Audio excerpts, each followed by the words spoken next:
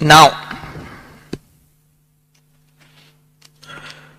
Audit risk क्या है? Sir हमने सबने ऑडिट रिस्क पढ़ा है और उसमें यह देखा है कि रिस्क की एक auditor inappropriate audit opinion दे देगा जबकि financial statement materially misstated है।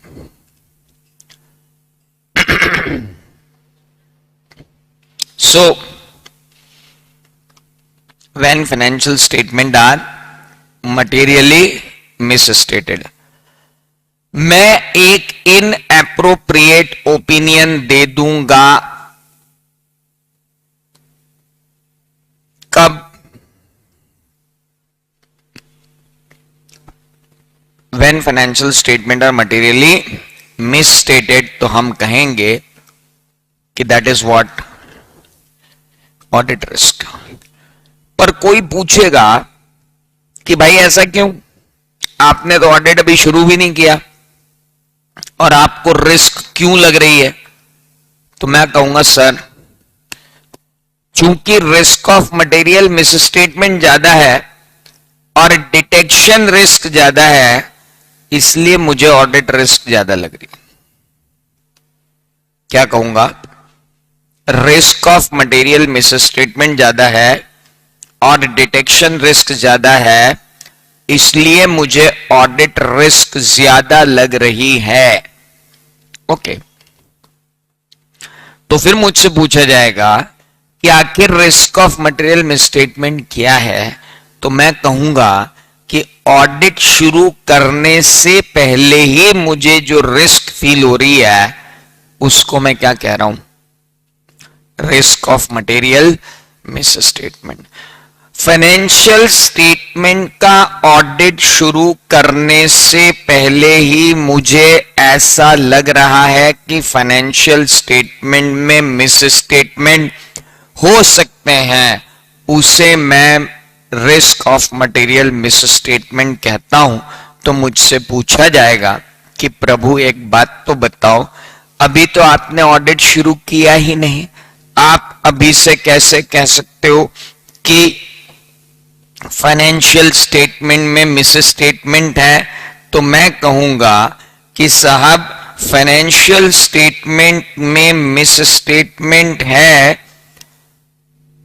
वो इसलिए है क्योंकि यहां पर इनहेरेंट रिस्क भी ज्यादा है और कंट्रोल रिस्क भी ज्यादा है। देखो, मैंने ऑडिट रिस्क से पूछा कि भाई तुम क्यों लग रही हो, तो उसने कहा कि रिस्क ऑफ मटेरियल मिसस्टेटमेंट ज्यादा है और डिटेक्शन रिस्क ज्यादा है। हमने रिस्क ऑफ मटेरियल मिसस्टेटमेंट से पूछा भाई तुम हाई क्यों हो, तो बोलता है चूंकि इनहेरेंट रिस्क हाई है और कंट्रोल रिस्क हाई है तो हम भी हाई हैं, क्योंकि ROMMS is equal to IR multiplied by CR। ये डेफिनेशन तो अपन पहले ही पढ़ चुके। अरे भाई ये तो अपना पहले पढ़ा हुआ है, audit risk is equal to IR multiplied by CR multiplied by DR, और इसी को अपन कहते हैं ROMMS।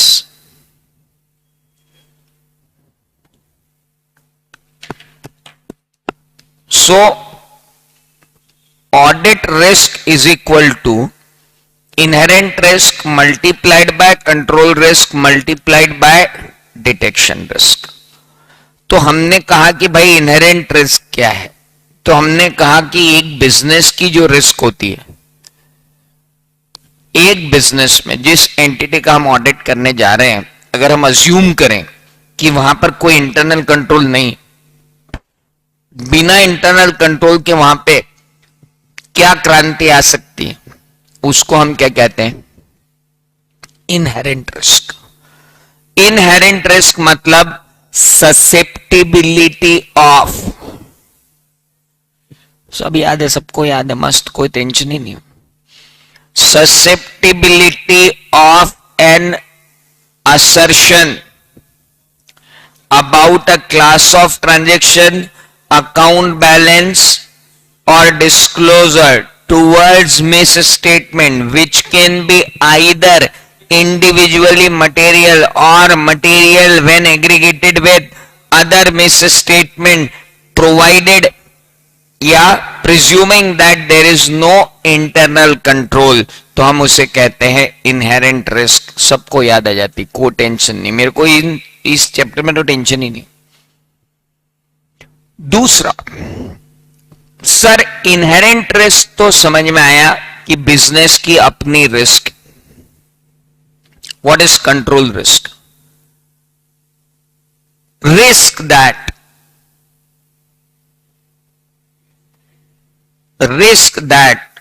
misstatement that could occur in an assertion about account balance, class of transaction or disclosure towards misstatement which can be either individually material or material when aggregated with other misstatement and which cannot be prevented, detected and timely corrected by system of internal control।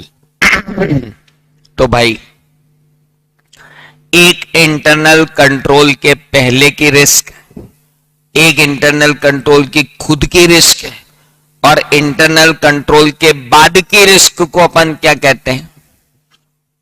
Risk of material misstatement. अरे internal control की खुद की risk क्या कहलाती है? Control risk. और inherent risk क्या कहलाती है? बिजनेस की रिस्क। बिजनेस की रिस्क में कंट्रोल की रिस्क दोनों जोड़ दो तो बनती है रिस्क ऑफ मटेरियल मिसस्टेटमेंट। तो सर इनहेरेंट रिस्क अगर ज्यादा है और कंट्रोल रिस्क अगर ज्यादा है तो high multiplied by high is equal to highest. High multiplied by high is equal to, और अगर वो हाईएस्ट हो गया तो अब मुझे अपनी ऑडिट प्रोसीजर की नेचर, टाइमिंग एंड एक्सटेंट को बहुत ज्यादा बढ़ाना पड़ेगा ताकि ऑडिटर के ऑडिट प्रोसीजर लगा लेने के बाद ऑडिटर के ऑडिट प्रोसीजर लगा देने के बाद भी मिस स्टेटमेंट पकड़ में ना आए, इसकी संभावना बहुत ही कम हो जाए, जिसे हम कहते हैं detection risk. Detection risk means risk that auditors procedure to obtain reasonable assurance will not able to detect a misstatement in any account balance, class of transaction or disclosure। तो एक रिस्क हुई बिजनेस की, एक risk हुई control की, और एक risk हुई ऑडिटर की। और हमने ये भी पढ़ा था कि रिस्क ऑफ मटेरियल मिसस्टेटमेंट का डिटेक्शन रिस्क के साथ इनवर्स रिलेशनशिप होता है। जितना जितना आरओएमएम ज्यादा होगा उतनी आपको डिटेक्शन रिस्क कम करनी होगी, और जितनी आपको डिटेक्शन रिस्क कम करनी होगी उतनी आपको मोर एक्सपेंसिव ऑडिट प्रोसीजर्स लगानी होंगी। नाउ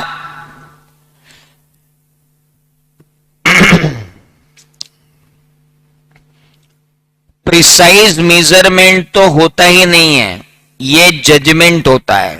ओके, ऑडिट रिस्क में क्या क्या शामिल नहीं होता? सर ऑडिट रिस्क में बहुत सारी चीजें शामिल नहीं होती। जैसे पहला कि मिस स्टेटमेंट फाइनेंशियल स्टेटमेंट में मौजूद है ही नहीं और ऑडिटर क्वालिफाइड रिपोर्ट दे दे। अरे हेलो, फाइनेंशियल स्टेटमेंट में मिस स्टेटमेंट नहीं है और ऑडिटर एक ओपिनियन दे दे, उसे हम कहते हैं कौन सी रिस्क? वो ऑडिट रिस्क नहीं है, नॉन ऑडिट रिस्क, वो ऑडिटर का पागलपन है। और दूसरा, एक रिस्क कि भाई मेरी फर्म बंद हो जाएगी या मैंने अगर गलत रिपोर्ट दे दी तो मेरे ऊपर लीगल एक्शन हो जाएगा, ऐसी रिस्क को भी ऑडिट रिस्क नहीं कहते। A risk which is business risk from litigation, adverse publicity, बदनामी हो गई, मेरे से इंस्टीट्यूट ने डिग्री छीन ली तो मैं क्या करूंगा, इनको हम ऑडिट रिस्क में शामिल नहीं करते। कई बार क्वेश्चन आ जाता है क्या है ऑडिट रिस्क और क्या नहीं है audit risk. Now risk of material misstatement दो लेवल पर चेक किया जाता है। एक चेक किया जाता है फाइनेंशियल स्टेटमेंट लेवल पर और एक किया जाता है असर्शन लेवल पर। अगर मैनेजमेंट इनकॉम्पिटेंट है, अगर बोर्ड ऑफ डायरेक्टर ध्यान ही नहीं देते हैं, अगर अकाउंटिंग सिस्टम और रिकॉर्ड सही नहीं रखे गए हैं, या कंपनी की कंडीशन भयंकर खराब है, या अभी इतना सडन एक्सपेंशन एंटिटी में हुआ कि एंटिटी को समझ नहीं पड़ रही है, तो हम कहेंगे भैया ओवरऑल फाइनेंशियल स्टेटमेंट लेवल पर रिस्क ज्यादा हो गई। क्या बोला मैंने? मैनेजमेंट इनकॉम्पिटेंट है, गधे हैं, मूर्ख है, इनकॉम्पिटेंट लोग बैठे हुए हैं, कोई भी उनको मामू बना सकता है, ओवरसाइट भी नहीं कर पा रहे वो अपने बिजनेस को, अकाउंटिंग सिस्टम सही नहीं है, इंटरनल कंट्रोल तो लगभग है ही नहीं, इकोनॉमिक कंडीशन इतनी पुअर है कि जिसको जो दिख रहा है वो वहां फ्रॉड कर रहा है, या इतने तेजी से ग्रोथ हुई है इनकी कंपनी की कि इनको खुद समझ में नहीं आ रहा है कि इनको करना क्या है। ऐसी स्थिति में रिस्क जो है वो ओवरऑल फाइनेंशियल स्टेटमेंट लेवल पर आ गई है कि फाइनेंशियल स्टेटमेंट का कोई भी कोना सुरक्षित नहीं दिख रहा है। जबकि सामान्यतः ऐसा नहीं होता। सामान्यतः या तो आपका सेल्स का इंटरनल कंट्रोल खराब होगा, या परचेस का इंटरनल कंट्रोल खराब होगा, या वेजेस का इंटरनल कंट्रोल खराब होगा, तो हम कहेंगे भाई सेल्स का इंटरनल कंट्रोल खराब है, मेजरमेंट में गड़बड़ हो जाएगी, ऑकरेंस में गड़बड़ हो जाएगी। हेलो, कुछ समझ में आ रहा है मैंने क्या बोला? मैनेजमेंट और ऑकरेंस में गड़बड़ आ जाएगी, रिकॉग्निशन में गड़बड़ आ जाएगी। तो क्यों? क्योंकि सेल्स का इंटरनल कंट्रोल गड़बड़ है। तो सेल्स का गड़बड़ है, परचेस का गड़बड़ है ना, वेजेस का गड़बड़ है, तो वो असर्शन अफेक्ट होंगे। लेकिन जब पूरा ही रायता ढुला हुआ है कि मैनेजमेंट तो मूर्ख ही है, कोई भी मामू बना सकता है, तो भाई फिर ओवरऑल फाइनेंशियल स्टेटमेंट लेवल पर ही रिस्क है। एक बात और मैंने बताई थी कि इनहेरेंट रिस्क और कंबाइंड रिस्क का इंडिविजुअल असेसमेंट एप्रोप्रिएट होता ही नहीं है, उनका कंबाइंड असेसमेंट ही करना होता है, क्योंकि वो एक दूसरे को काटने के लिए बनी होती है। जितनी ज्यादा इनहेरेंट रिस्क होगी उतना ज्यादा अच्छा कंट्रोल होगा, जितना ज्यादा अच्छा कंट्रोल होगा कंट्रोल रिस्क उतनी कम होगी। तो कंपनसेटरी फैक्टर में वो आती है, इसलिए दोनों को चेक करना जरूरी है, किसी एक को आप चेक नहीं कर सकते। रिस्क असेसमेंट प्रोसीजर क्या होती हैं? रैप। हमने कहा ऐसी ऑडिट प्रोसीजर जो अंडरस्टैंड करते हैं कि एंटिटी और उसका एनवायरनमेंट क्या है, एंटिटी का इंटरनल कंट्रोल क्या है, ताकि असेस कर सकें कि रिस्क ऑफ मटेरियल मिसस्टेटमेंट क्या है ड्यू टू फ्रॉड और error at the financial statement level and at the assertion level. Risk assessment procedure क्या है? सर, एंटिटी और एंटिटी के एनवायरनमेंट को असेस करना, साथ में एंटिटी के इंटरनल कंट्रोल को असेस करना, ये आइडेंटिफाई और असेस करने के लिए कि फ्रॉड एंड एरर के कारण रिस्क ऑफ मटेरियल मिसस्टेटमेंट कितना है, उसे हम कहते हैं रिस्क असेसमेंट प्रोसीजर। आपकी कॉपी आपने खोल के रखी होगी, उस कॉपी में आपको चार्ट भी दिखेगा।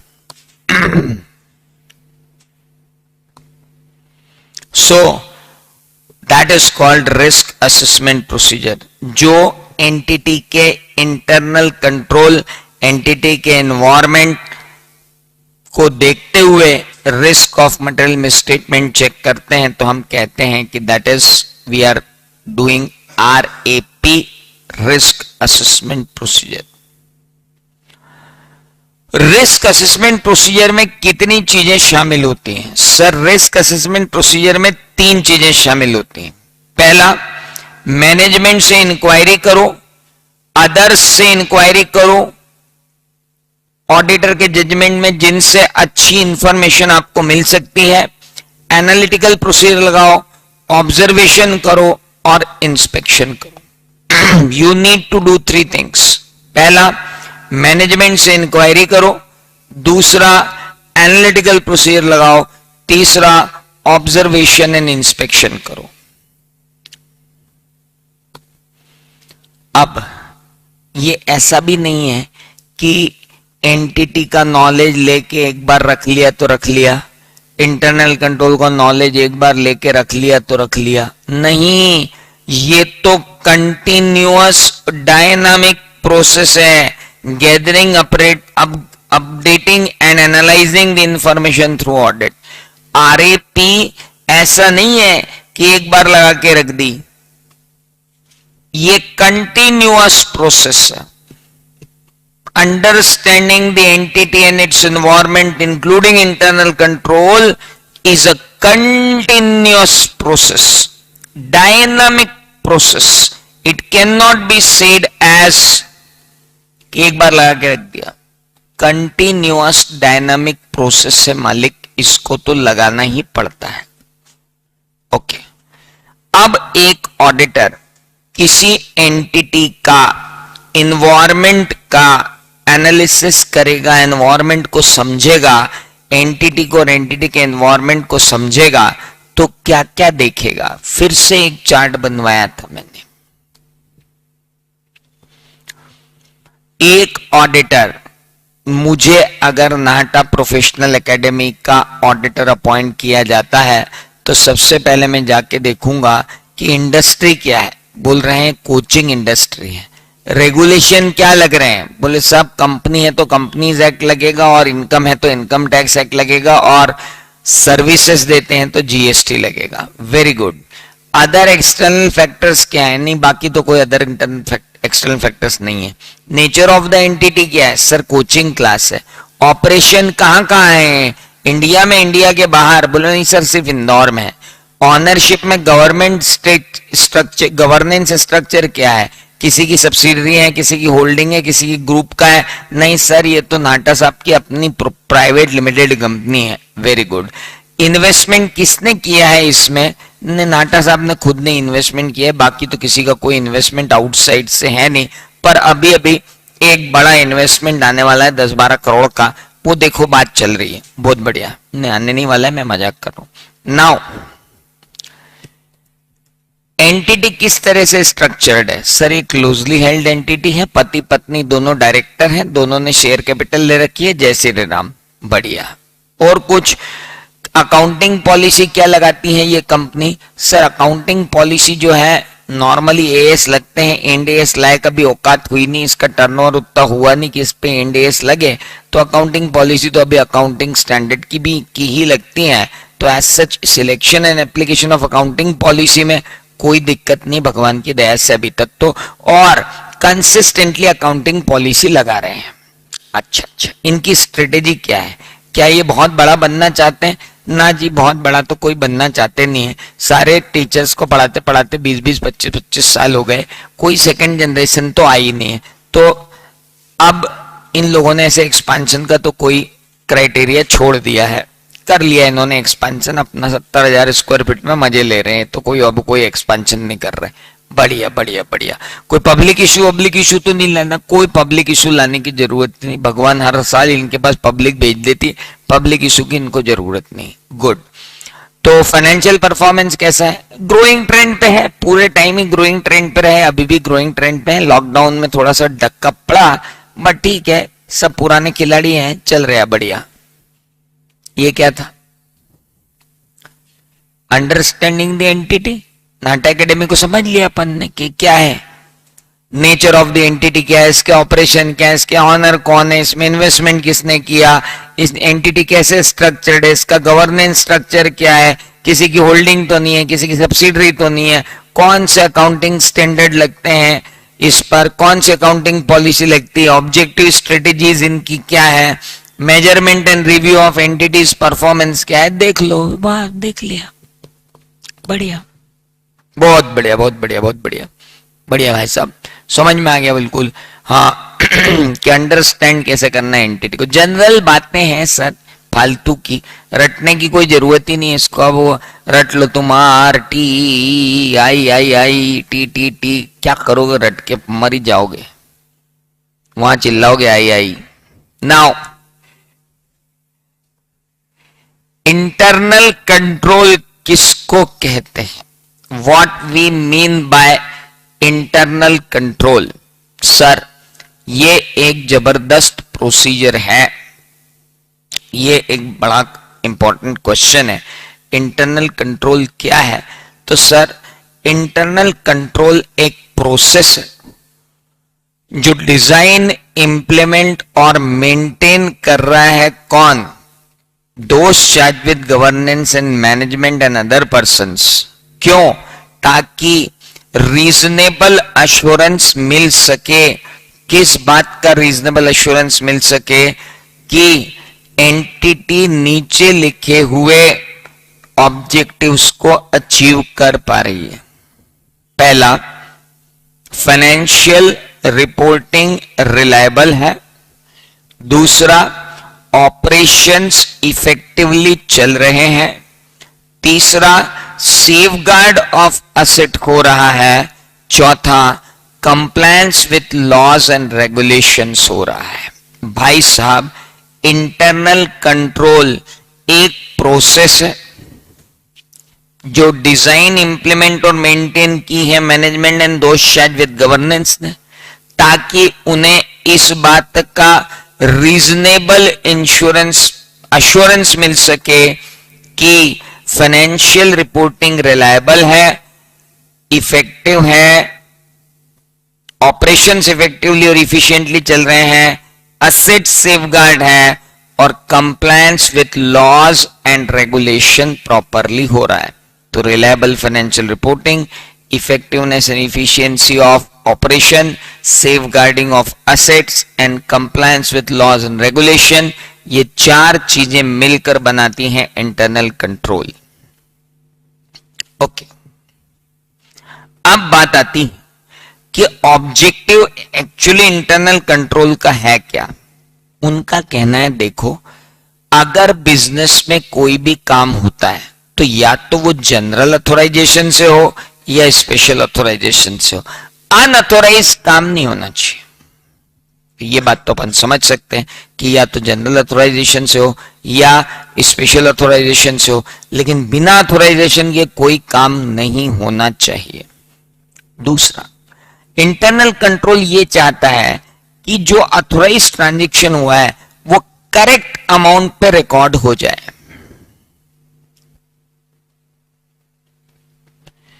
टाइमली रिकॉर्ड हो जाए, करेक्ट अमाउंट पे रिकॉर्ड हो जाए, और अमाउंट पे रिकॉर्ड होने के बाद अगर असेट है तो सेफगार्ड हो जाए, अनऑथोराइज यूज ना हो, असेट के रिकॉर्ड प्रॉपरली प्रिपेयर्ड हो। ऐसे कुछ छोटे मोटे बिना काम के ऑब्जेक्टिव लेकर के इंटरनल कंट्रोल पैदा हुआ। तो आप इसको गुड मॉर्निंग में डाल दो। फोकट की बातें कि ऑब्जेक्टिव ऑफ इंटरनल कंट्रोल क्या है वो तो वहीं से क्लियर हो गया। अब सुनो आप मेरी बातें, जब ऑब्जेक्टिव यहां दिए हुए हैं तो यहां क्यों ऐसी तैसी कराई ऑब्जेक्टिव लिख के, मेरी समझ में नहीं आया। पर कभी अगर पूछ ले कि एक एंटिटी ऑब्जेक्टिव क्यों लगाती है तो ये लिख के आ जाना, पागल सरी की बात। नाउ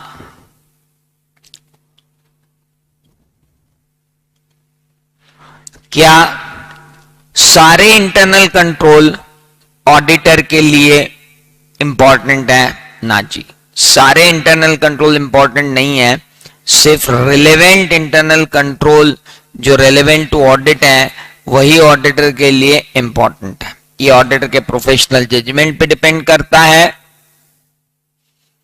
कि वो किन इंटरनल कंट्रोल्स को तवज्जो देते हैं। ओके, अगर एक ऑडिटर इंटरनल कंट्रोल पर भरोसा कर लेगा, अंडरस्टैंड करेगा इंटरनल कंट्रोल, तो उसे क्या फायदा होगा? दादा, अगर हमने इंटरनल कंट्रोल को अंडरस्टैंड किया तो हमें यह पता चल जाएगा कि किस टाइप के मिस स्टेटमेंट अभी भी आ सकते हैं,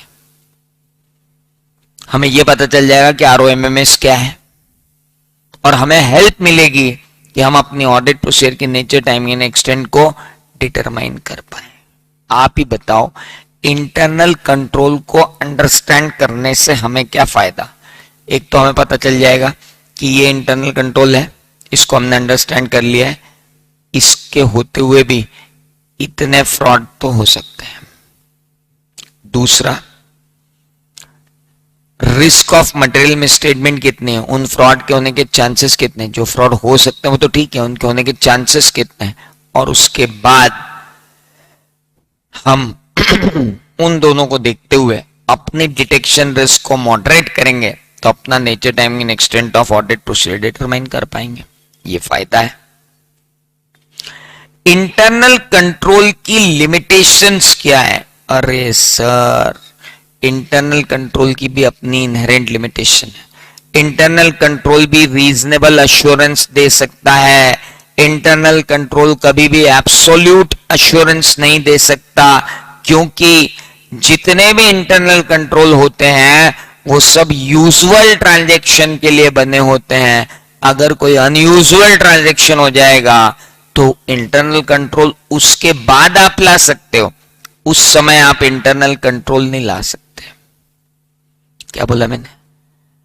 अब मान लो अपनी क्लास में चाकूबाजी की घटना हो जाए, उसके बाद से नाटा एकेडमी में इंटरनल कंट्रोल आ जाएगा कि भैया सबकी जेब चेक करेंगे, बैग चेक करेंगे, फिर ही अंदर जाएंगे, उसके पहले नहीं। तो कोई भी कंट्रोल हो, कितना भी इफेक्टिव हो, सिर्फ एक रीजनेबल एश्योरेंस दे पाएगा एंटिटी को। क्यों? क्योंकि अनयूजुअल सर्कमस्टांसेस में इंटरनल कंट्रोल कुछ कर भी नहीं सकता है, इसलिए वो रीजनेबल एश्योरेंस ही देगा। दूसरी बात, तुम इंटरनल कंट्रोल कितना ही लगा लो, ह्यूमन एरर की पॉसिबिलिटी को तो इग्नोर कर ही नहीं सकते। You can not discard the human judgement in decision making.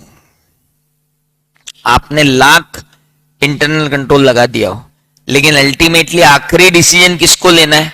Human being को। अगर उसने गलत डिसीजन ले लिया तो क्या करोगे? खत्म हो जाएगा इंटरनल कंट्रोल। तुमने डिसीजन लेने की प्रोसेस को 4 लोगों में बांटा ताकि फ्रॉड ना हो, वो चारों मिल गए, आओ आज फ्रॉड करें। अब क्या उखाड़ लोगे? वो तो चारों मिल गए कि आओ आज फ्रॉड कर डालते हैं। तो जब वो चारों मिल जाएंगे कि आओ आज फ्रॉड कर डालते हैं, तो हम उसे क्या कहेंगे? बॉस, कॉल्यूजन हो गया है किसका? Amongst the people. और पीपल का कॉल्यूजन हो गया है तो कोई कुछ नहीं कर सकता। देन अब कितने कंट्रोल लगाना, कितने कंट्रोल नहीं लगाना, कहां कंट्रोल लगाना, कहां कंट्रोल नहीं लगाना। जहां अपने को गड़बड़ करनी हो मैनेजमेंट, वहां कंट्रोल मत लगाओ, और जहां अपने को गड़बड़ करनी है, नहीं करनी है, वहां कंट्रोल लगा दो। जहां अपने को गड़बड़ करनी है वहां कंट्रोल कुछ इस तरीके से लगाओ कि अपनी गड़बड़ भी पकड़ में ना आए। मैनेजमेंट के जजमेंट ऑडिटर कभी समझ ही नहीं सकता। प्रॉब्लम है। तो पहला प्रॉब्लम यह है कि इंटरनल कंट्रोल सिर्फ रीजनेबल एश्योरेंस दे सकता है। दूसरा, ह्यूमन जजमेंट डिसीजन मेकिंग के गलत होते ही हैं।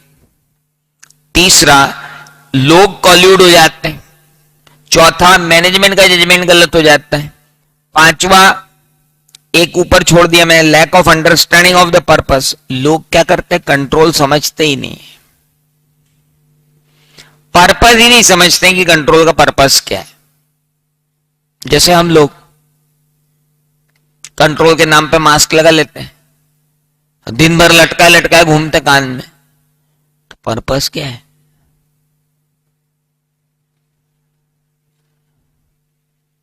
हेलो, सोचो आप। एक बड़ा सा प्रोग्राम चल रहा था, बहुत जिम्मेदार व्यक्ति प्रदेश के मंच पे बैठे थे, हम सब भी नीचे बैठे थे मास्क लगा के, वो ऊपर बैठे थे। उन्होंने ऐसा मास्क उतारा और हाथ से अपना मुंह ऐसे पोंछ लिया और फिर मास्क लगा लिया। तो मैंने कहा, प्रभु मास्क लगाने का मतलब क्या निकला? जब 25 जगह तुम हाथ टच करके आ रहे हो, क्या तुमने मास्क हटाया, मुंह ऐसे पहुंचा, वापस मास्क लगा लिया? मैंने कहा, अच्छा मास्क से मुंह नहीं पहुंचा, भरोसा नहीं। तब इंपॉर्टेंट ये है कि आप पर्पस ही नहीं समझ रहे हो यार कंट्रोल का, तो फिर अब क्या मतलब? होता है ना कई बार, हमारी बिल्डिंग में हमने एक गेट लगाया, उसके अंदर बायोमेट्रिक लगा दिया कि इस बिल्डिंग में आने वाले लोग बायोमेट्रिक लगा के ही आएंगे। वो गार्ड है, बोलता है जितने भी बाइया और ड्राइवर और ये सब आते हैं, इनके आने का टाइम 8 से 9 रहता है? तो अब उनमें कौन बार बार उठ के लगाए? तो दरवाजा खोल के रखता 8 से 9, तो पर्पस ही खत्म हो गया, फिर सिक्योरिटी तो खत्म ही हो गई ना। तो इंपॉर्टेंट ये है कि पर्पस नहीं समझ पाते लोग, तो उसको एडहर नहीं करते। तो इंटरनल कंट्रोल की इनहेरेंट लिमिटेशंस क्या है? एक तो इंटरनल कंट्रोल जो है वो सिर्फ रीजनेबल एश्योरेंस दे पाता है क्योंकि इसकी इनहेरेंट लिमिटेशंस है। ह्यूमन जजमेंट के कारण प्रॉब्लम होती है, अंडरस्टैंड ही नहीं कर पाते लोग बात कि क्यों इंटरनल कंट्रोल लगाया है, कॉल्यूशन हो जाता है लोगों के बीच में, लोग आपस में मिल जाते हैं। मैनेजमेंट का जजमेंट है पूरी तरह से, मैनेजमेंट समझता है या लगाना चाहिए नहीं लगाना चाहिए, उसमें ही गड़बड़ हो जाए। छोटी एंटिटी के लिए बहुत महंगी व्यवस्था है, छोटी एंटिटी के लिए बहुत महंगी व्यवस्था है, इसलिए छोटी एंटिटी इतनी कॉस्ट पड़ जाती है कि वो कोई इंटरनल कंट्रोल लगाता नहीं। इन सब कारणों से इंटरनल कंट्रोल की लिमिटेशंस आ जाती हैं कि भाई इंटरनल कंट्रोल जैसा लगा है वैसा चलता नहीं है। अब कोई पूछे कि सर इंटरनल कंट्रोल के कंपोनेंट क्या होते हैं, तो भाई किसी भी एंटिटी में इंटरनल कंट्रोल के 3 कंपोनेंट होते हैं। पहला आपका 5 कंपोनेंट होते हैं। पहला, आपका कंट्रोल इन्वायरमेंट कैसा है। कंट्रोल इन्वायरमेंट का मतलब आपका इंटरनल ऑडिट है, बजटरी कंट्रोल है, कॉस्ट कंट्रोल है, कोई इन्वायरमेंट है क्या। दूसरा, आपकी खुद की रिस्क असेसमेंट प्रोसीजर है क्या, do you have your on RAP, क्या एंटिटी की खुद की रिस्क असेसमेंट प्रोसीजर है। तीसरा, क्या information system properly financial reporting कर पा रहा है। चौथी बात, कंट्रोल एक्टिविटीज कितनी है। और पांचवी बात, आप कितना मॉनिटर कर पा रहे हो कंट्रोल को। अब 1 minute, components of internal control 5 है। पहला कंपोनेंट है कंट्रोल एनवायरनमेंट कैसा है, मतलब बजटरी कंट्रोल है, इंटरनल ऑडिट है, कैश बजट बनाते हो, कुछ तो करते होंगे। दूसरा, क्या एंटिटी को मालूम है उसकी रिस्क कितनी है, क्या उनका खुद का RAP है। तीसरा, क्या information system including related business process, financial reporting और कम्युनिकेशन के लायक है कि उसके ऊपर कंट्रोल लगाया हुआ है। चौथा, कंट्रोल एक्टिविटीज करते हो क्या। और पांचवा, मॉनिटरिंग ऑफ कंट्रोल करते हो क्या। सब मिलाकर इंटरनल कंट्रोल के कंपोनेंट बनते हैं। ओके, कंट्रोल एनवायरनमेंट किसको कहेंगे भैया, मैनेजमेंट ने इथिकल वैल्यूज, कल्चर, ऑनेस्टी और जितने स्ट्रेंथ होनी चाहिए कंट्रोल एनवायरनमेंट में वो सब दिए हैं क्या? बहुत ही बढ़िया इंफ्रास्ट्रक्चर है, बहुत ही अच्छा कंप्यूटराइज एनवायरनमेंट है, बहुत अच्छा MIS है, और मैनेजमेंट ने क्वालिटी पॉलिसी बना रखी है, इंटीग्रिटी फर्स्ट, और एक कल्चर डेवलप कर रखा है मैनेजमेंट ने। अगर वो है तो मैं बोलूंगा कि कंट्रोल एनवायरनमेंट। क्या एंटिटी की अपनी RAP है? क्या एंटिटी बिजनेस रिस्क आइडेंटिफाई करती है? क्या एंटिटी सिग्निफिकेंस ऑफ रिस्क जानती है? क्या एंटिटी ने फ्रॉड के होने के चांसेस पहले से असेस कर रखे हैं? और क्या एंटिटी ने उन फ्रॉड को रोकने के लिए कोई एक्शन लिया है? एंटिटी की खुद की भी तो RAP होगी कि हमारे यहां क्या क्या रिस्क हैं, क्या रिस्क है कि हमारे यहां फ्रॉड हो सकता है, हमारे यहां फ्रॉड होने के चांसेस कितने हैं, और हमने उन चांसेस को कम करने के लिए क्या किया। क्या एंटिटी की खुद की RAP है, वो भी हमको देखनी पड़ेगी। ओके, उसके बाद आती हैं कंट्रोल एक्टिविटीज, कि क्या एंटिटी ने कंट्रोल एक्टिविटी लगा रखी है, जो मैं आपको बता रहा था कि बजटरी कंट्रोल है, इंटरनल ऑडिट है, कॉन्करेंट ऑडिट है। तो ये सारी चीजें अगर एंटिटी ने लगा रखी होंगी तो ठीक है, अदरवाइज फिर हम कहेंगे कि भाई इंटरनल कंट्रोल तो है लेकिन कंट्रोल एक्टिविटीज आपके यहां नहीं है। फिर आते हैं ट्रू फॉल्स 3।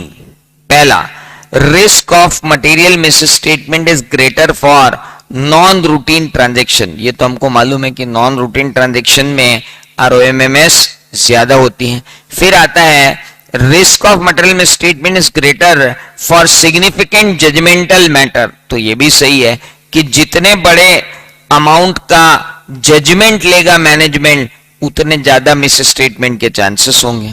फिर तीसरी बात कि कंट्रोल एनवायरनमेंट खुद प्रिवेंट, डिटेक्ट या करेक्ट नहीं करता है मिसस्टेटमेंट, लेकिन ये इन्फ्लुएंस करता है ऑडिटर के इवैल्यूएशन को कि इंटरनल कंट्रोल कितना इफेक्टिव है। कंट्रोल एनवायरनमेंट अच्छा होगा तो इंटरनल कंट्रोल भी अच्छा होगा, इंटरनल कंट्रोल अच्छा होगा तो ROMMS कम होगा, ROMMS कम होगा तो मैं अपनी डिटेक्शन रिस्क को ज्यादा रख पाऊंगा, मैं अपनी डिटेक्शन रिस्क को ज्यादा रख पाऊंगा मतलब मैं अपनी ऑडिट प्रोसीजर की नेचर, टाइम एंड एक्सटेंट को कम कर लूंगा। ये सारी बातें एक के बाद एक घूम घूम के वही कहती हैं जो अपने को पहले से मालूम है।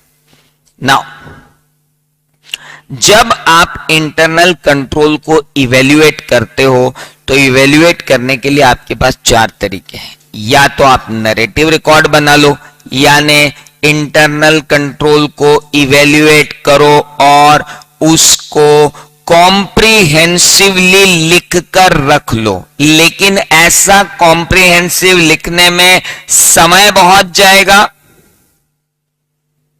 और आप ये नहीं देख पाओगे कि वीकनेसेस कितनी है, क्योंकि आप डिटेल में सब चीजें लिख रहे हो लेकिन आप इवेल्युएट नहीं कर पा रहे हो। तो नैरेटिव रिकॉर्ड के एडवांटेजेस से ज्यादा डिसएडवांटेजेस हैं।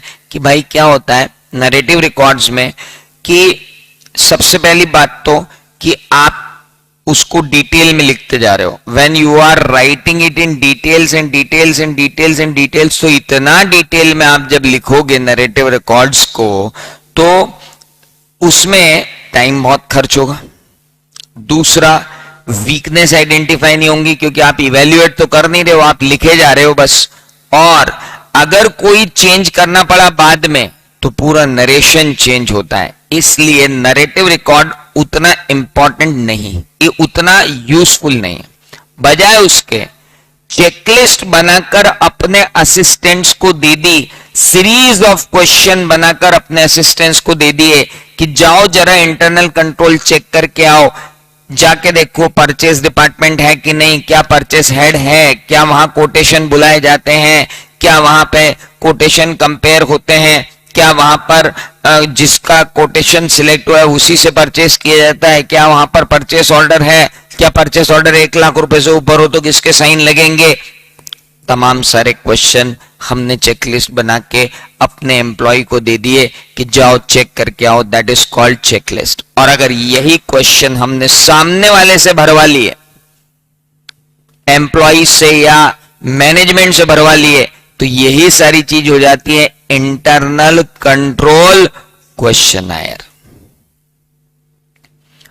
और चेकलिस्ट हो या इंटरनल कंट्रोल क्वेश्चनायर हो, इनमें आंसर देने का तरीका हाँ ना या नॉट अप्लीकेबल होगा।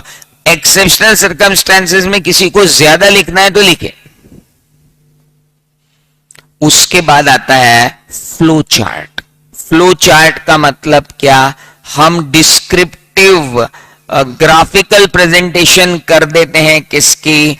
We graphically depict the internal control. Concise way में इंटरनल कंट्रोल को समझने का तरीका फ्लो चार्ट कहलाता है। ये चारों में से कोई भी 4-4 नंबर में आपसे पूछ सकते हैं।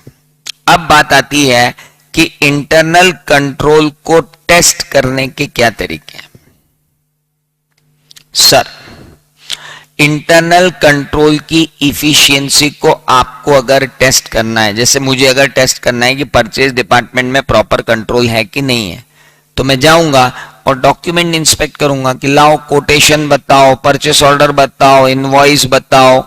मैं वहां जाके इंक्वायरी करूंगा लोगों से कि क्यों वाकई में परचेस ऑर्डर जाता है क्या। फिर मैं रीपरफॉर्मेंस करूंगा कि उन्होंने जो कर रखा है, एक वाउचर उठाऊंगा, उसमें देखूंगा कि इंटरनल कंट्रोल फॉलो हुआ कि नहीं, that is called reperformance.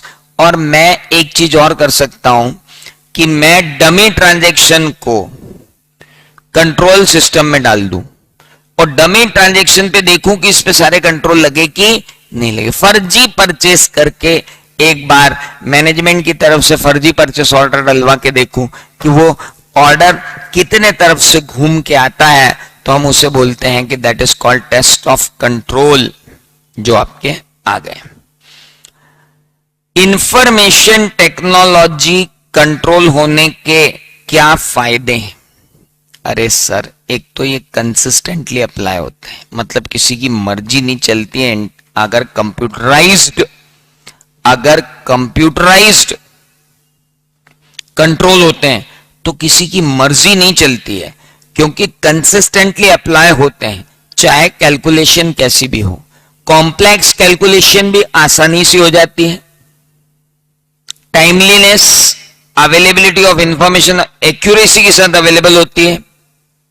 Additional analysis कर सकते हैं, एंटिटी के कंपैरेटिव निकाल सकते हैं मॉनिटरिंग के कि भाई पहले क्या था अब क्या है।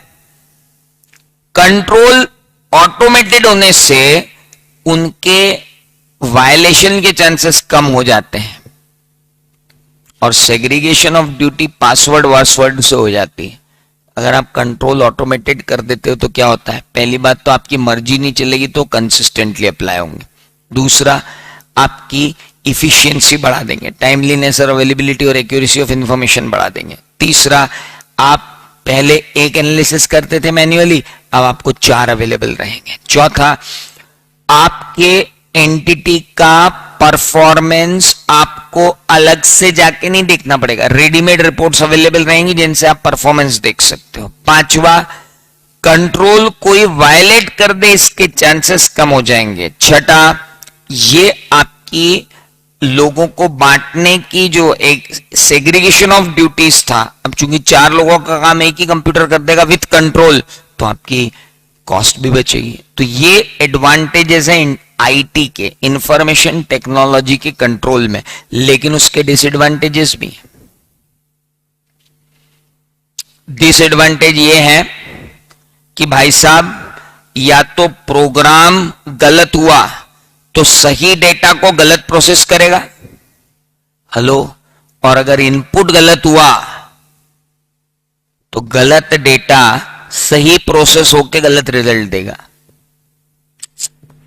डेटा सही है, प्रोसेस गलत है तो भी गड़बड़ है, प्रोसेस सही है, डेटा गलत है तो भी गड़बड़ है। ये 2 रिस्क तो हमेशा आईटी में रहेगी।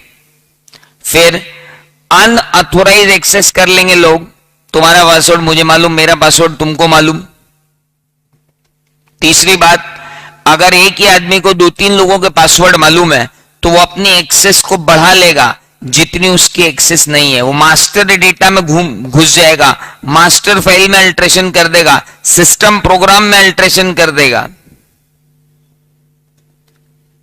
तो अगर आपने किसी को एक्सेस दे दी तो वो मास्टर डेटा में घुस जाएगा, सिस्टम प्रोग्राम में घुस जाएगा, वहां पे गड़बड़ कर देगा। और अगर आपका इंटरनल कंट्रोल फ्रीक्वेंटली चेंज होता है, तो जब आप फ्रीक्वेंटली चेंज कर रहे हो अगर आपके प्रोसेस, तो फिर इस इंटरनल कंट्रोल को चेंज करना उतना आसान नहीं होता, क्योंकि कंप्यूटर प्रोग्राम में चेंज करना पड़ता है। अब आप अपनी प्रोसेस में तो मैन्युअली चेंज ले आते हो, लेकिन कंप्यूटर प्रोग्राम में चेंज करना बहुत गड़बड़ होता है। फिर क्या होता है, आदमी मैन्युअल इंटरवेंशन ढूंढता है कि यार अपन ऐसा ना करके ऐसा कर दें, तो when you are going for manual interpretation तो गड़बड़ हो जाती। और अगर आपने बैकअप नहीं रखा तो सबसे बड़ी आईटी की रिस्क है कि आपका डेटा लॉस हो सकता है। That is the point where the problem lies. Now दो ट्रू फॉल्स थे।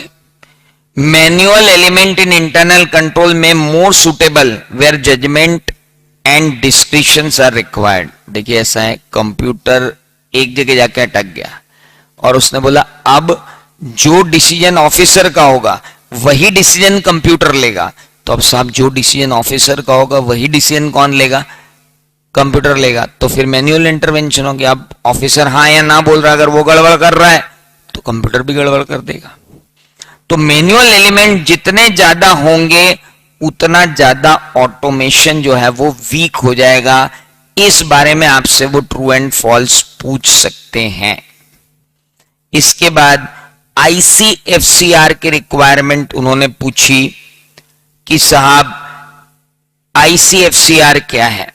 चूंकि इसकी रिक्वायरमेंट बहुत सारी कंपनियों के लिए खत्म हो गई है, तो मैंने वैसे भी आपको बोला है कि ये तीनों क्वेश्चन उतने इंपॉर्टेंट अब आपके लिए है नहीं। एक बार आप खाली गुड मॉर्निंग में पढ़ जाएंगे तो they are more than enough. उससे ज्यादा आपको देखने की जरूरत नहीं है इन तीन क्वेश्चंस को जो आईसीएफसीआर से रिलेटेड है। एक बार मैं पढ़ा चुका हूं, आप भी एक बार एग्जाम में जाने से पहले पढ़ लेना। तो पहला चैप्टर हो गया, दूसरा हमने नहीं किया, तीसरा हो गया, चौथा हो गया, पांचवा तो अपने आप में बहुत इंटरेस्टिंग है, and that is fraud and responsibilities of the auditor in this regard, कि फ्रॉड और ऑडिटर की रिस्पॉन्सिबिलिटी क्या है।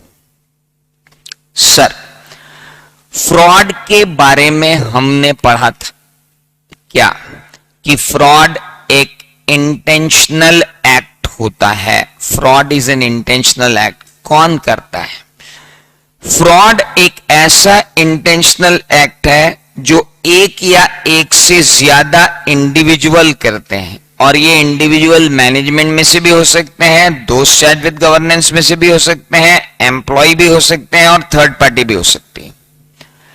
एक ऐसा इंटेंशनल एक्ट जो वन और मोर इंडिविजुअल अमंगस्ट मैनेजमेंट करेंगे, दोस्त चार्ज विद गवर्नेंस करेंगे, एम्प्लॉय करेंगे या थर्ड पार्टीज करेंगे, जिनमें यूज ऑफ डिसेप्शन होगा, जिसमें दुराव छिपाव का उपयोग होगा, इसलिए ताकि एक इलीगल एडवांटेज मिल सके। सो व्हेन एक इंटेंशनल एक्ट हो जिसे कौन कर रहे हो, वन और मोर इंडिविजुअल्स कर रहे हो जो मैनेजमेंट के अंदर है, दोस्त चार्ज विद गवर्नेंस में है, एम्प्लॉइज में है, थर्ड पार्टीज में है, कैसे कर रहे हैं? डिसेप्शन को यूज करके कर रहे हैं। क्यों कर रहे हैं? क्योंकि उन्हें एक अनजस्ट या इलीगल एडवांटेज चाहिए। तो हम कहते हैं कि वो लोग क्या कर रहे हैं, what they are doing fraud.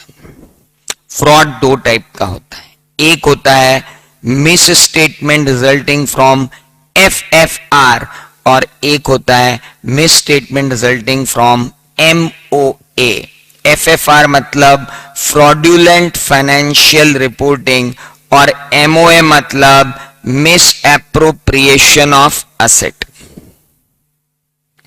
Fraudulent financial reporting में क्या क्या आता है? तो सर मैनिपुलेशन कर देना, फाल्सिफिकेशन कर देना, अल्टरेशन कर देना, उसे आप एफएफआर कहते हो। एफएफआर मतलब मैनिपुलेशन, सेल जितनी नहीं है उससे बढ़ा के बता दी। फाल्सिफिकेशन, जब आपने सेल बढ़ा के बता दी तो दैट बिकम्स फाल्सिफिकेशन। या अल्टरेशन कर दिया अकाउंटिंग रिकॉर्ड्स में, खर्चे कम कर दिए, खर्चे बढ़ा दिए, you have altered the records, या जानबूझकर सेल ओमिट कर दी, you have omitted the sale, intentional omission कर दिया आपने, you have intentionally omitted the sales from financial statement, या मिस एप्लीकेशन कर दिया अकाउंटिंग पॉलिसी का जानबूझ के। तो मैनिपुलेशन करना, फाल्सिफिकेशन करना, मिस रिप्रेजेंटेशन करना, miss application of accounting policy करना, यह सब एफएफआर है। और ये एफएफआर जब करना होता है ना, तो मैनेजमेंट को ओवरराइड करना होता है किस पर? इंटरनल कंट्रोल पे। एफएफआर ऐसे नहीं हो सकता कि आपकी बुक्स ऑफ अकाउंट्स तो कुछ और कह रही है और फाइनेंशियल स्टेटमेंट कुछ और कह रहे हैं, बुक्स ऑफ अकाउंट्स कुछ और कह रही है, फाइनेंशियल स्टेटमेंट कुछ और कह रहे हैं। वो सिर्फ तब पॉसिबल है, वो सिर्फ तब पॉसिबल है जब मैनेजमेंट ओवरराइड कर जाएगा किस पर? इंटरनल कंट्रोल पर। अगर मैनेजमेंट इंटरनल कंट्रोल पर ओवरराइड नहीं करेगा तो फ्रॉडुलेंट फाइनेंशियल रिपोर्टिंग नहीं हो सकती। अब मैनेजमेंट इंटरनल कंट्रोल पे ओवरराइड कैसे करेगा? मैनेजमेंट ने फिक्टिशियस जर्नल एंट्रीज डाल दी ईयर एंड पे, यानी ईयर एंड पर अपनी होल्डिंग और सब्सिडरी और रिलेटेड पार्टीज के साथ ढेर सारे ट्रांजैक्शंस डाल दिए, या अजम्पशन ही चेंज कर दिए, जजमेंट चेंज कर दिए, यूजफुल लाइफ चेंज कर दी, रेसिडुअल वैल्यू चेंज कर दी, या ओमिट कर दिए ट्रांजैक्शन, या कहा अगले साल की सेल को इसी साल रिकॉर्ड कर लो, या कहा इस साल की सेल को अगले साल ले जाओ। अरे भाई, फ्रॉडुलेंट फाइनेंशियल रिपोर्टिंग कैसे की जा सकती है? रिलेटेड पार्टी के नाम पे क्रेडिट एंट्रीज डाल दी,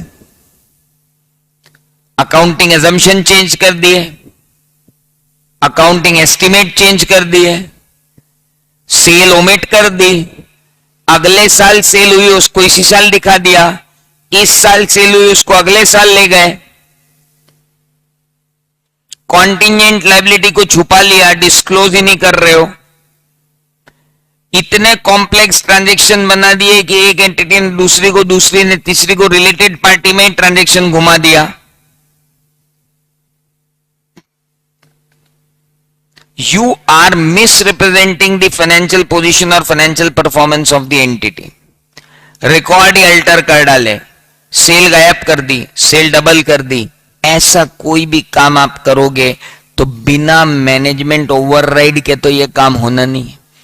जब तक मैनेजमेंट खुद इसमें इन्वॉल्व नहीं होगा तब तक ये काम नहीं होना है। तो ये सारे काम मैनेजमेंट ओवरराइड से ही होते हैं। फिक्टिशियस जर्नल एंट्री डाल देना, अजम्पशन बदल देना, जजमेंट बदल देना, ट्रांजैक्शन ओमिट कर देना, ट्रांजैक्शन एडवांस कर देना, ट्रांजैक्शन डिले कर देना, कंसील कर देना, कुछ दिखाना ही नहीं, जबरन के कॉम्प्लेक्स ट्रांजैक्शन बना देना और मिस रिप्रेजेंट करना फैक्ट्स को या रिकॉर्ड्स को अल्टर करना।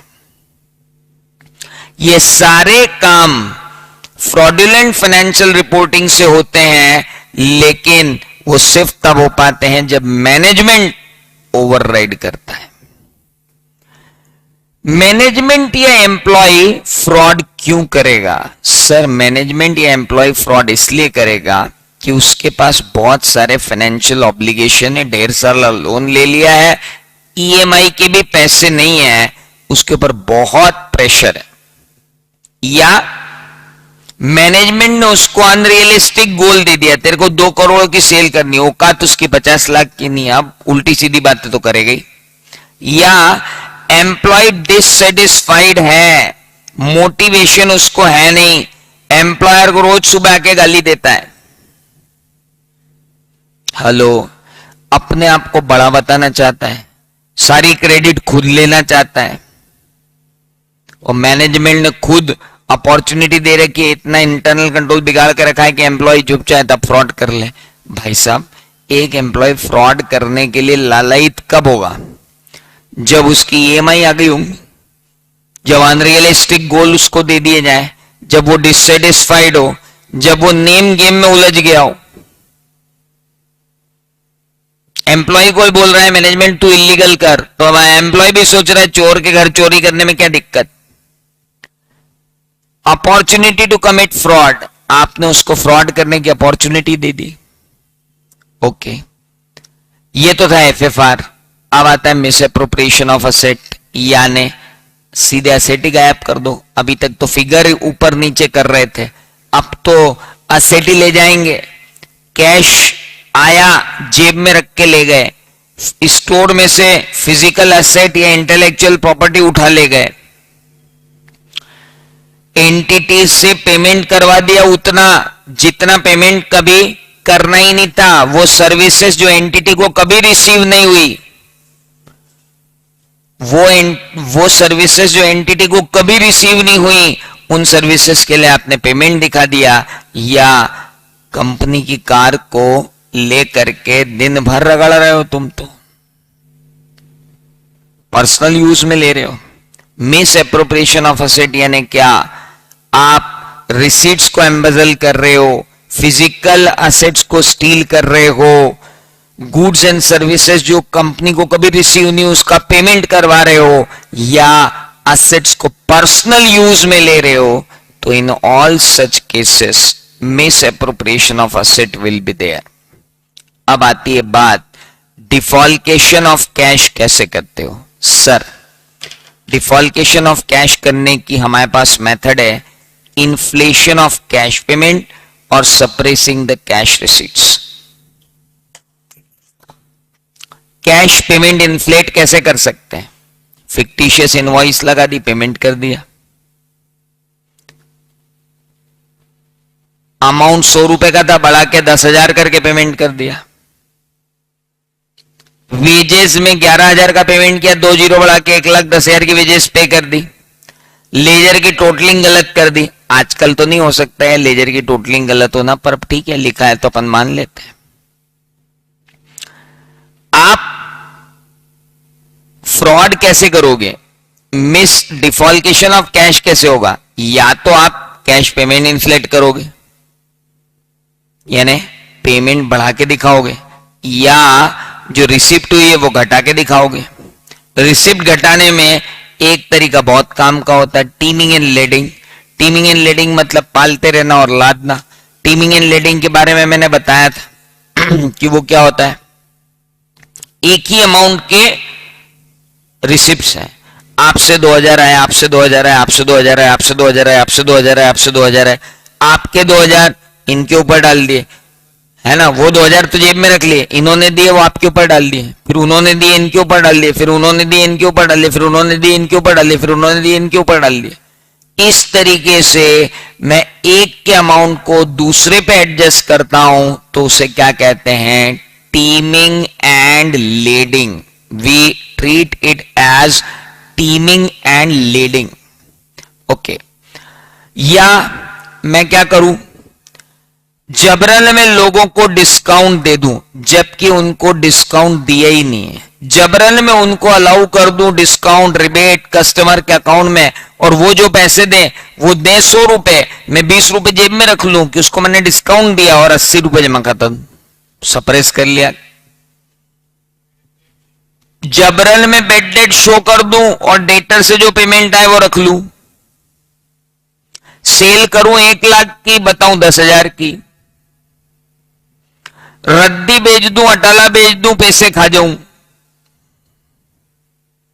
हेलो, 10 लाख के एसेट को पहले राइट डाउन करके 10,000 पे ले आऊं और फिर उसको बेच दूं 10 लाख में और 9,90,000 अपनी जेब में रख लूं। ऐसे महान कार्य करने को क्या कहते हैं, डिफॉल्केशन ऑफ कैश। डिफॉल्केशन ऑफ कैश कैसे होता है, या तो आप इन्फ्लेट कर दो किसको, कैश पेमेंट को, या डिफ्लेट कर दो किसको, रिसीट्स को। डिफ्लेट करने में रिसीट्स को टीमिंग एंड लीडिंग अपने आप में एक बढ़िया सी चीज। अब वो ट्रू और फॉल्स देता है कि टीमिंग एंड लीडिंग इन्फ्लेट करने के काम आती है, तो फिर अब ऐसे में कोई अगर गड़बड़ करके आएगा तो लपड़ खाएगा। या कास्टिंग टोटल कैश बुक में कर दो, वो तो मैंने पहले भी एलिमिनेट करवा दिया आपको। भैया फ्रॉड होगा तो क्या करूं, ऑडिटर की क्या ड्यूटी है फ्रॉड के लिए? बड़ा सिंपल सा निबंध है। ऑडिटर के लिए फ्रॉड की क्या ड्यूटी है, पूरा निबंध लिखा हुआ आपकी कॉपी में। प्राइमरी रिस्पॉन्सिबिलिटी फ्रॉड की मैनेजमेंट एंड दोष शाश्वत गवर्नेंस की है। ऑडिटर उसके लिए जिम्मेदार नहीं होता। ऑडिटर का काम अपना ऑडिट प्लान और परफॉर्म करना होता है in accordance with standard on auditing. Standard on auditing से लगा करके प्लान और परफॉर्म करने के बाद भी ये बात की गारंटी नहीं है इनहेरेंट लिमिटेशन के चलते कि ऑडिटर फ्रॉड पकड़ ही लेगा। हेलो, उसके बाद हमने पढ़ा था कि छोटे अमाउंट का फ्रॉड नहीं पकड़ पाने की संभावना हमेशा बड़े अमाउंट का फ्रॉड पकड़ पाने की संभावना से ज्यादा होती है। उसके बाद मैंने पढ़ा था कि एम्प्लॉय फ्रॉड को पकड़ पाना आसान है बजाय मैनेजमेंट फ्रॉड को पकड़ पाने के। उसके बाद हमने पढ़ा था कि भाई जो मटेरियल मिसस्टेटमेंट जो होते हैं वो चूंकि जो लोग फ्रॉड करते हैं वो बहुत ही स्किलफुल प्रिपरेटर होते हैं, इतने स्किलफुल प्रिपरेटर होते हैं कि वो फ्रॉड को स्किलफुली डिवाइस करते हैं। उसके बाद उसकी फ्रीक्वेंसी सेट करते हैं कि उन्हें किस फ्रीक्वेंसी पे जाना है। अब मैं अगर फ्रॉड नहीं पकड़ पा रहा हूं तो पहले आप ये देखो कि कितनी स्किलफुली वो फ्रॉड हुआ है। हो सकता है वो फ्रॉड बहुत ही स्किलफुली किया गया हो। It may possible that fraud had been made very skilfully. हो सकता है फ्रॉड इतने इनफ्रीक्वेंटली हुआ हो कि हमें पता ही नहीं चला हो। बार बार होता तो पकड़ भी लेते। साल के अंत में जब 50-60 ट्रांजैक्शन एक साथ हुए उसके बीच में फ्रॉड घुसेड़ दिया। अब भाई साहब 6 लोगों ने मिलकर फ्रॉड किया है, ऑडिटर कैसे पकड़ेगा? छोटे अमाउंट का फ्रॉड है, ऑडिटर के सैंपल में आता ही नहीं है। मैनेजमेंट फ्रॉड कर रहा है ऊपर बैठ के, ऑडिटर कहां से पकड़ेगा? तो सर ऑडिटर पकड़ पाएगा फ्रॉड या नहीं पकड़ पाएगा ये डिपेंड करता है फ्रॉड किया कितने चतुर व्यक्ति ने, फ्रॉड किया कितनी बार है, कितने लोगों ने मिलकर फ्रॉड किया है, फ्रॉड का साइज कितना बड़ा था और कितने सीनियर आदमी ने फ्रॉड किया है। ये सब मिलकर डिटरमाइन होगा भाई साहब कि ऑडिटर की एबिलिटी क्या है फ्रॉड को डिटेक्ट करने की। Hello,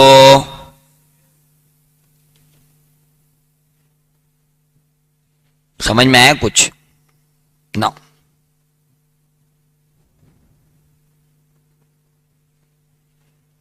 Furthermore, risk of the auditor not detecting a material misstatement resulting from management fraud is greater than employee fraud.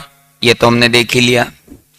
When obtaining reasonable assurance, auditors responsible for maintaining an attitude of professional skepticism, ये हमें मालूम ही है कि आपको जब भी आप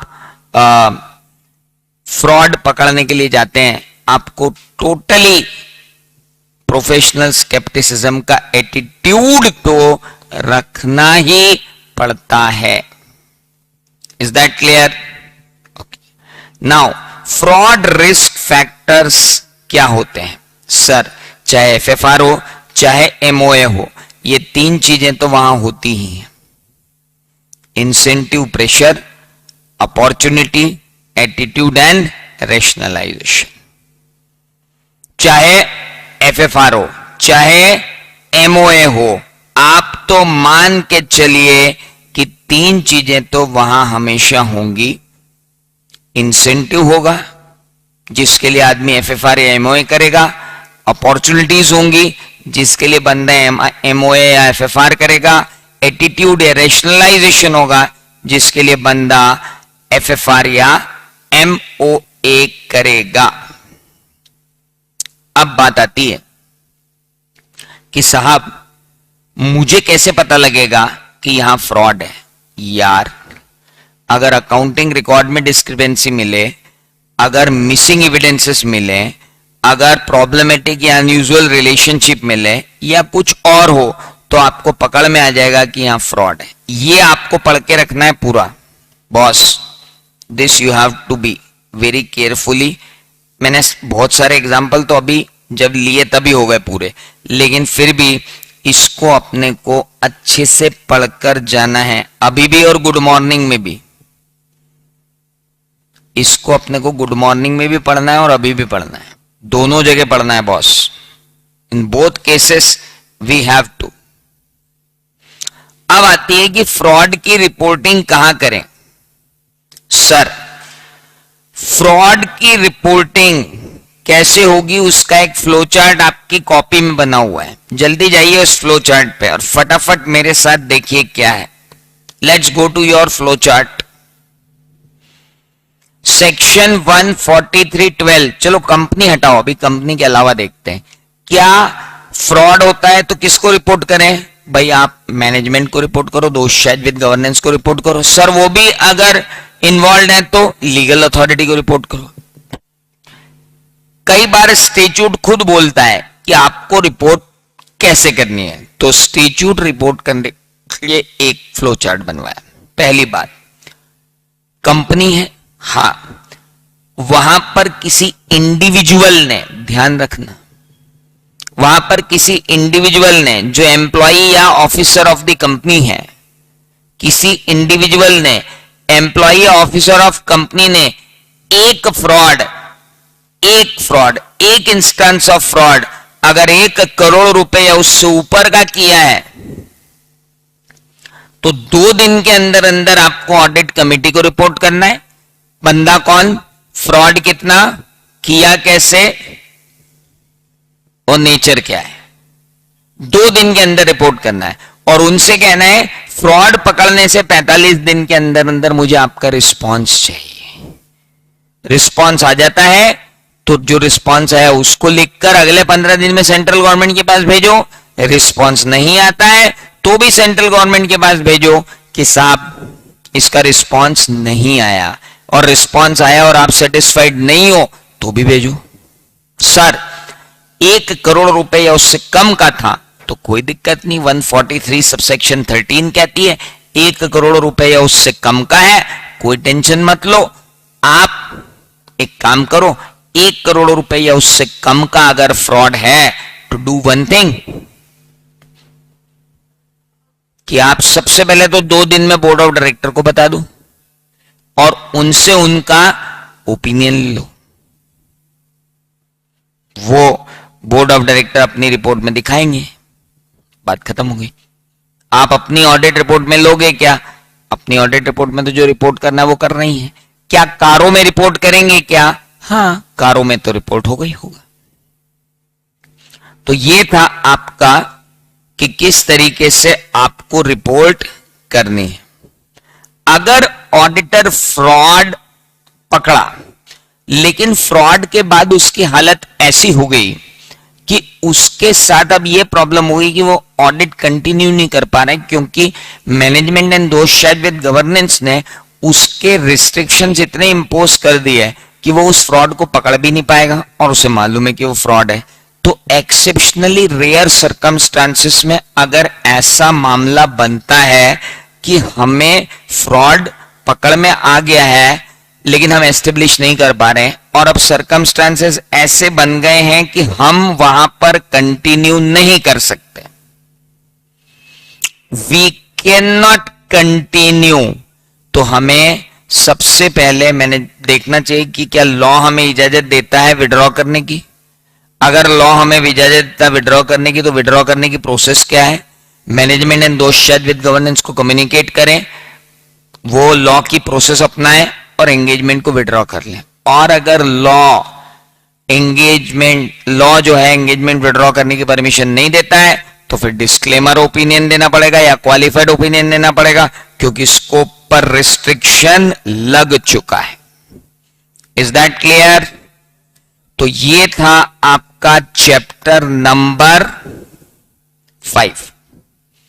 this is your chapter number 5। तो सारे ऐसे जो आज पढ़े ऐसे 200 overall objectives of the independent auditor and conduct of an audit in accordance with standard on auditing. 210 agreeing the terms of audit engagement. 220 quality control and audit of financial statement. 230 audit documentation. 240 auditor's responsibility relating to fraud in an audit of financial statement. ऐसे 500 580 return representation. 501 audit evidence special consideration for selected items. चल 505 510 initial audit engagement opening balances. 550 related party. 560 570 very good. So मेरा ख्याल है आप लोग भी बोल रहे होंगे, यहां तो सब लोग बोल रहे हैं. 300 200 300 400 लोग बैठे हैं. चलिए अब आगे let's move.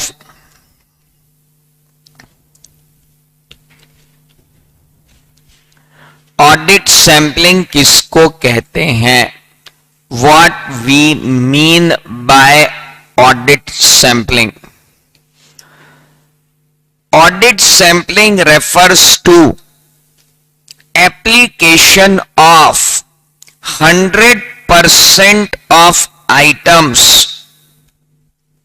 less than 100% of item. 100% of item कर देंगे तो 100% चेकिंग हो जाएगी बाबू. Less than 100% of item within a population under audit. अगर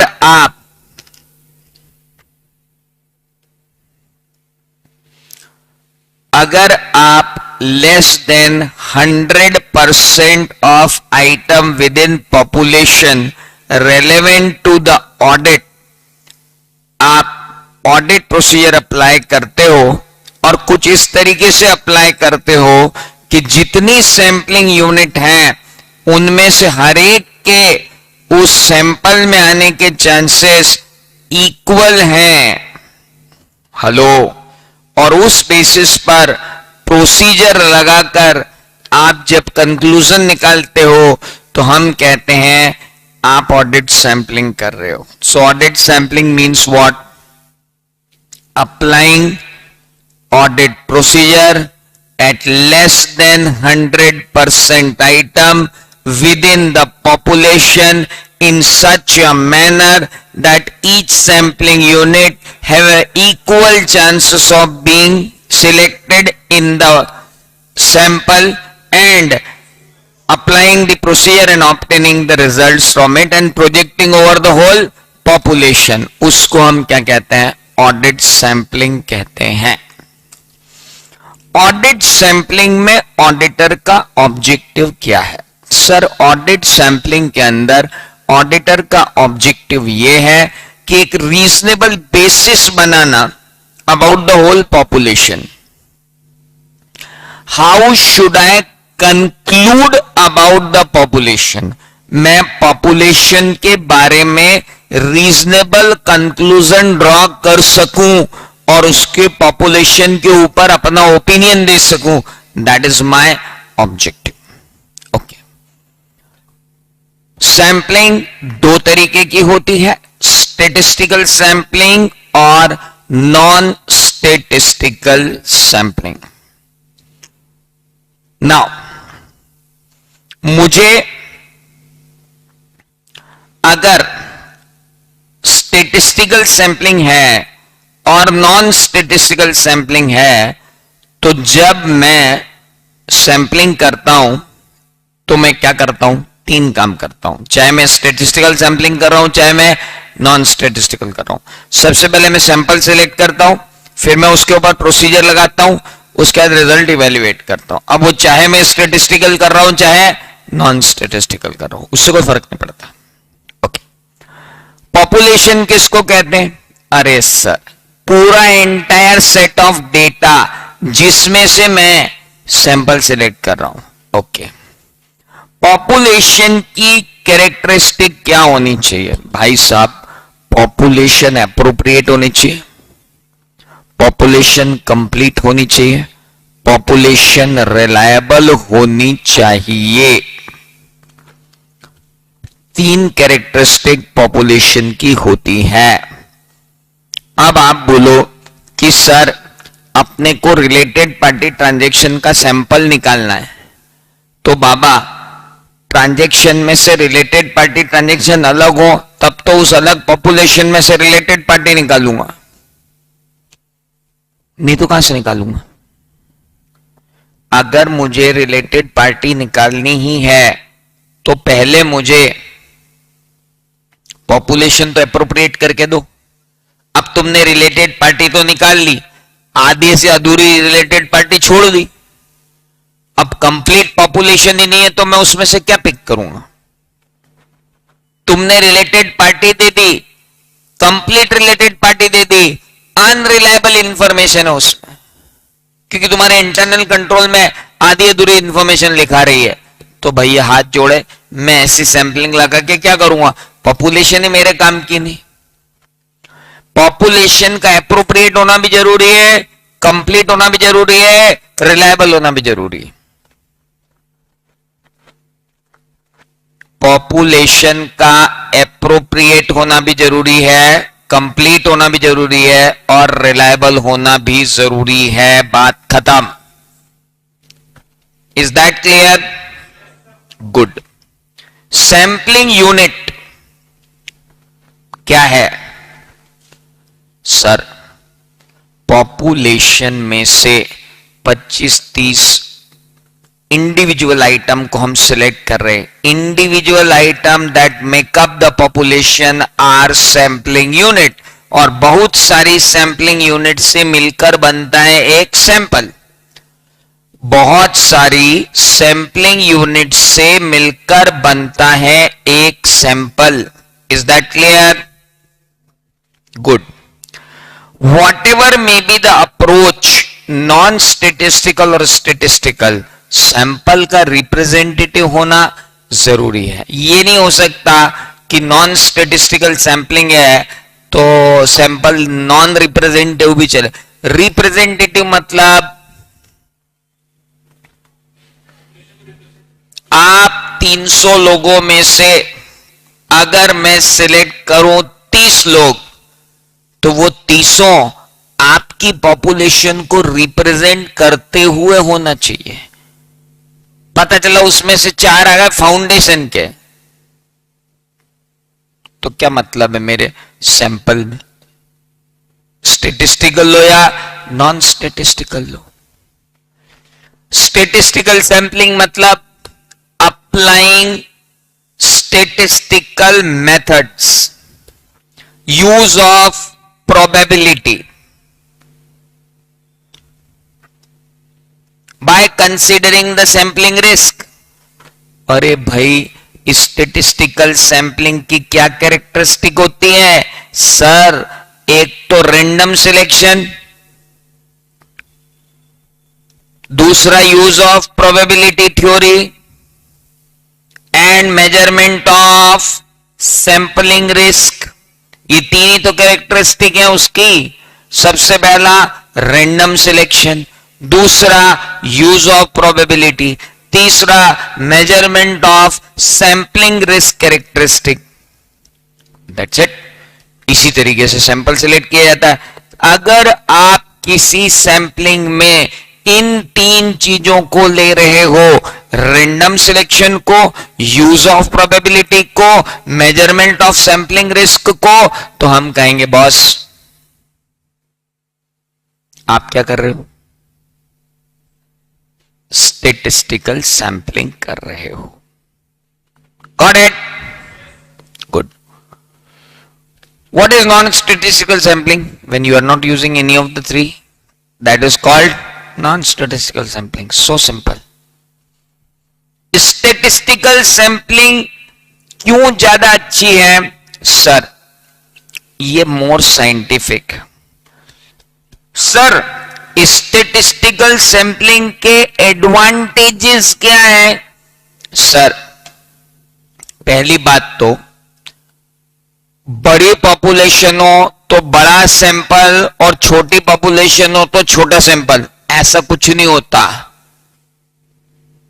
चावल इतनी बड़ी तपेली में पकड़ा हो कि इतनी बड़ी देगची में, चार ही उठा के देखे जाते हैं, ऐसा नहीं कि 2 किलो उठा के देखेंगे बड़ी है तो। ओके, सैंपल सिलेक्शन मोर ऑब्जेक्टिवली होता है और डिफेंसिबल भी होता है क्योंकि रैंडम होता है। तीसरी बात, minimum sample size specified risk के साथ कितना होना चाहिए उसका एक कोरिलेशन आपके पास हमेशा रहता है। सैंपलिंग रिस्क कितनी होगी इसका कैलकुलेशन आपके पास हमेशा रहता है। लार्ज मास ऑफ डेटा को कंप्लीट एग्जामिन करने में पसीने छूट जाएंगे आपके, इसलिए आप सैंपलिंग करो।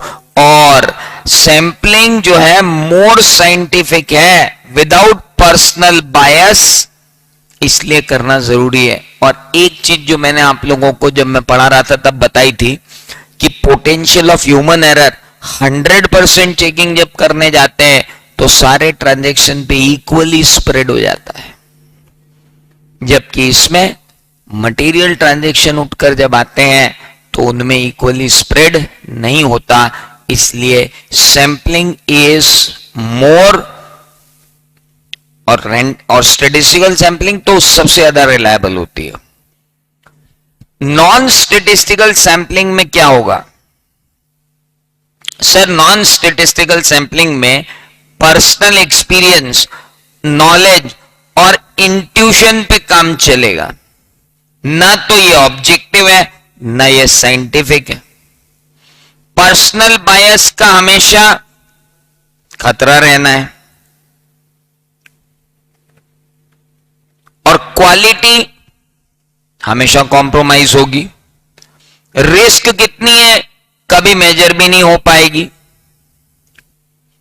वहां अरे यार वहां पे क्या क्या था? पहली बात, बड़ा वॉल्यूम है तो बड़ा सैंपल लो जरूरी नहीं।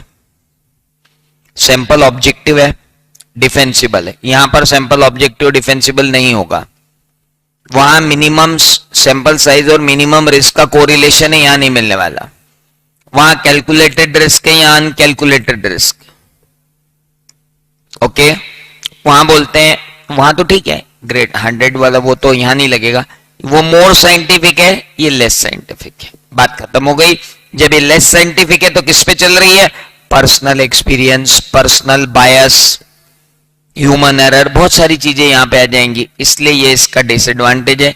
दोनों क्वेश्चन बहुत इंपॉर्टेंट है, advantages of statistical sampling and disadvantages of statistical sampling. Now कितनी सैंपलिंग करूं कितनी ना करूं? सबसे बड़ा तो ये देखो कि ऑर्गेनाइजेशन का साइज क्या है। बड़ा ऑर्गेनाइजेशन है, सैंपलिंग करनी ही पड़ेगी। इंटरनल कंट्रोल कैसा है?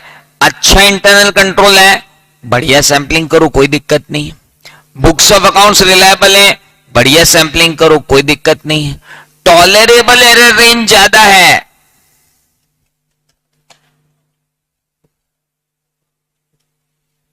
टॉलरेबल एरर रेंज ज्यादा है, मैं ज्यादा गलतियां सहन कर सकता हूं। अच्छा है, सैंपलिंग करो। ज्यादा एक्यूरेसी चाहिए तो 100% करना पड़ेगा ना। इसलिए डिग्री ऑफ डिजायर्ड कॉन्फिडेंस, आपको कितना कॉन्फिडेंस है कि आपका रिजल्ट क्या कहेगा? सर मेरे को तो पूरा कॉन्फिडेंस है कि मेरी सैंपलिंग बढ़िया है, तो करो फिर सैंपलिंग। सैंपलिंग करने के लिए बंदे को माइंडसेट तैयार करना पड़ता है, और माइंडसेट तैयार करने के लिए सबसे पहले उसको size of the organisation under audit देखना पड़ेगा, दूसरा इंटरनल कंट्रोल देखना पड़ेगा, तीसरा रिलायबिलिटी ऑफ बुक्स देखनी पड़ेगी, चौथा कितनी गलती तुम सहन कर सकते हो वो देखना पड़ेगा, एंड देन तुम्हारा कॉन्फिडेंस कितना रखना चाहते हो तुम सैंपलिंग के ऊपर। ऐसा तो नहीं कि बहुत मटेरियल आइटम, बहुत ही डिसाइसिव आइटम पे आप सैंपलिंग लगा रहे हो, ऐसा भी मत करो। वैसे भी सैंपल आपको मालूम है इमटेरियल पॉपुलेशन पे लगती हूं, मैंने बताया। अब बात आती है कि सैंपल का डिजाइन कैसे करूं। सर मैंने आपको आपकी कॉपी में लिखा है टॉलरेबल एरर। सबसे पहली बात तो सैंपल का साइज मतलब सैंपल में कितना मैं बड़ा करूं, तो मैंने कहा था टॉलरेबल एरर ज्यादा हो तो सैंपल साइज छोटा हो सकता है, टॉलरेबल एरर कम हो सैंपल साइज बड़ा करना पड़ेगा। उसके बाद बताया था एक्सपेक्टेड एरर हो सैंपल साइज बड़ा रखना पड़ेगा, एक्सपेक्टेड एरर कम हो सैंपल साइज छोटा भी चलेगा। मैंने ही बताया था कि अगर सैंपलिंग साइज सैंपलिंग रिस्क के बाद पहला मैंने बताया था आपको टॉलरेबल एरर, फिर बताया था एक्सपेक्ट, फिर मैंने कहा था सैंपलिंग रिस्क। अगर सैंपलिंग रिस्क ज्यादा हुई तो सैंपल साइज बड़ा, सैंपलिंग रिस्क कम तो सैंपल साइज छोटा। तो वो तीनों चारों चीजें जो है वहां आती हैं। उसके बाद अब चूंकि सैंपलिंग रिस्क की बात निकली है तो यहीं खत्म कर देते हैं कि सैंपलिंग रिस्क के अंदर भी दो बातें थी। रिस्क ऑफ इनकर सैंपल के ऊपर प्रोसीजर लगाते हैं दो, एक होती है आरएपी, एक होती है एफएपी। आरएपी लगाएंगे तो उससे internal control, test of control लगाएंगे, टेस्ट ऑफ डिटेल लगाएंगे। टेस्ट ऑफ कंट्रोल लगाएंगे तो दो रिस्क होंगी, या तो मैं इंटरनल कंट्रोल जैसा है उस पर ओवर रिलाय कर जाऊंगा, या वो इंटरनल कंट्रोल जैसा है उस पर अंडर रिलाय कर जाऊंगा, या अकाउंटिंग सिस्टम के अंदर मैं अच्छे भले अकाउंटिंग सिस्टम को रिजेक्ट कर दूंगा, या मैं बेकार अकाउंटिंग सिस्टम को एक्सेप्ट कर लूंगा। अब अगर मैंने बेकार अकाउंटिंग सिस्टम को एक्सेप्ट कर लिया और बेकार इंटरनल कंट्रोल को एक्सेप्ट कर लिया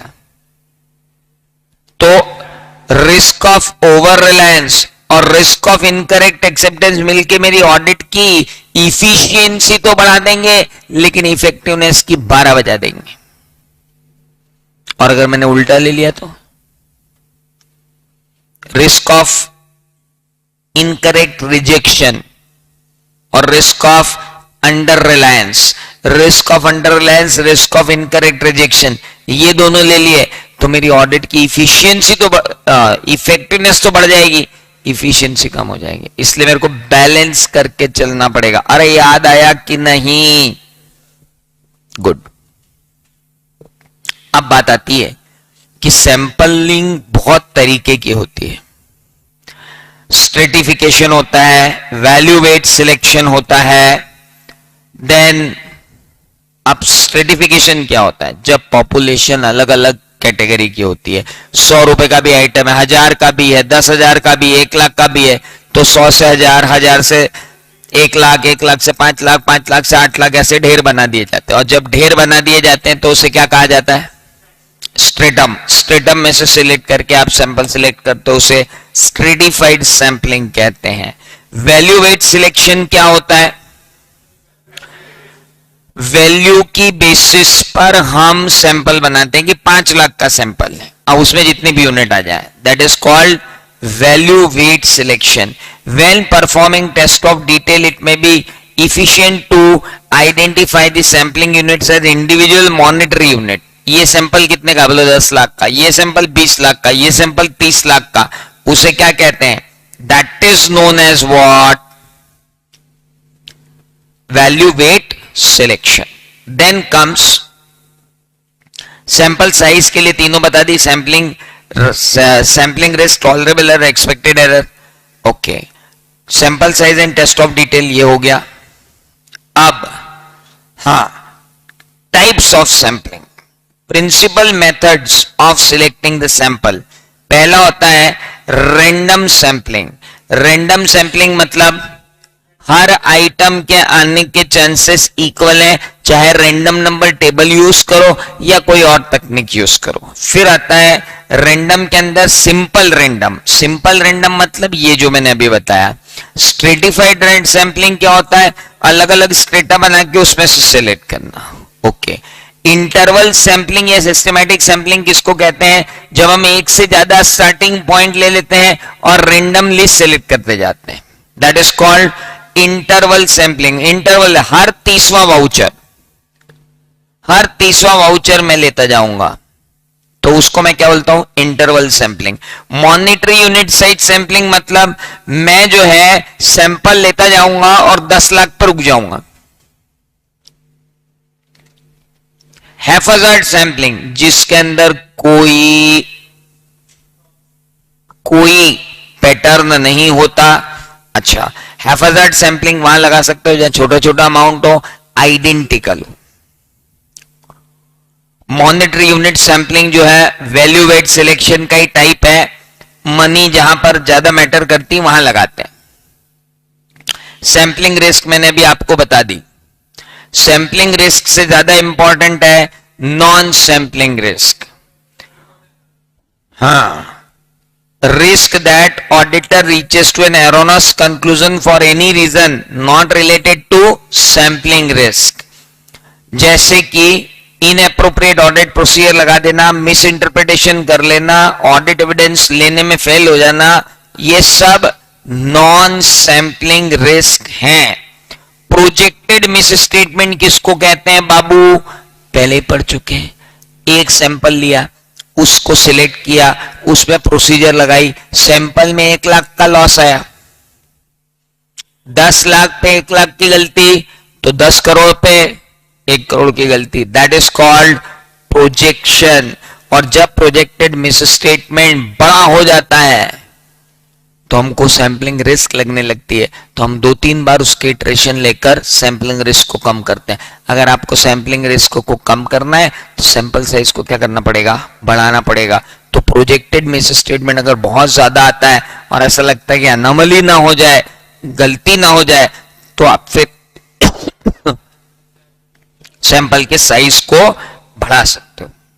हेलो, तो भाई लोग ये देखो, 4 ये 5 नंबर में तो आना ही है श्योरली।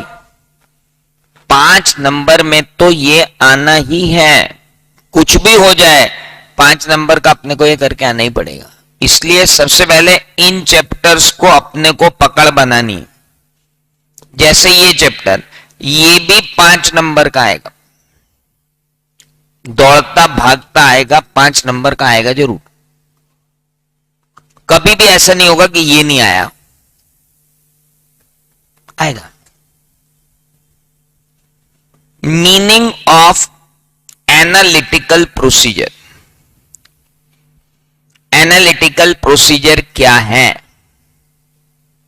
सर?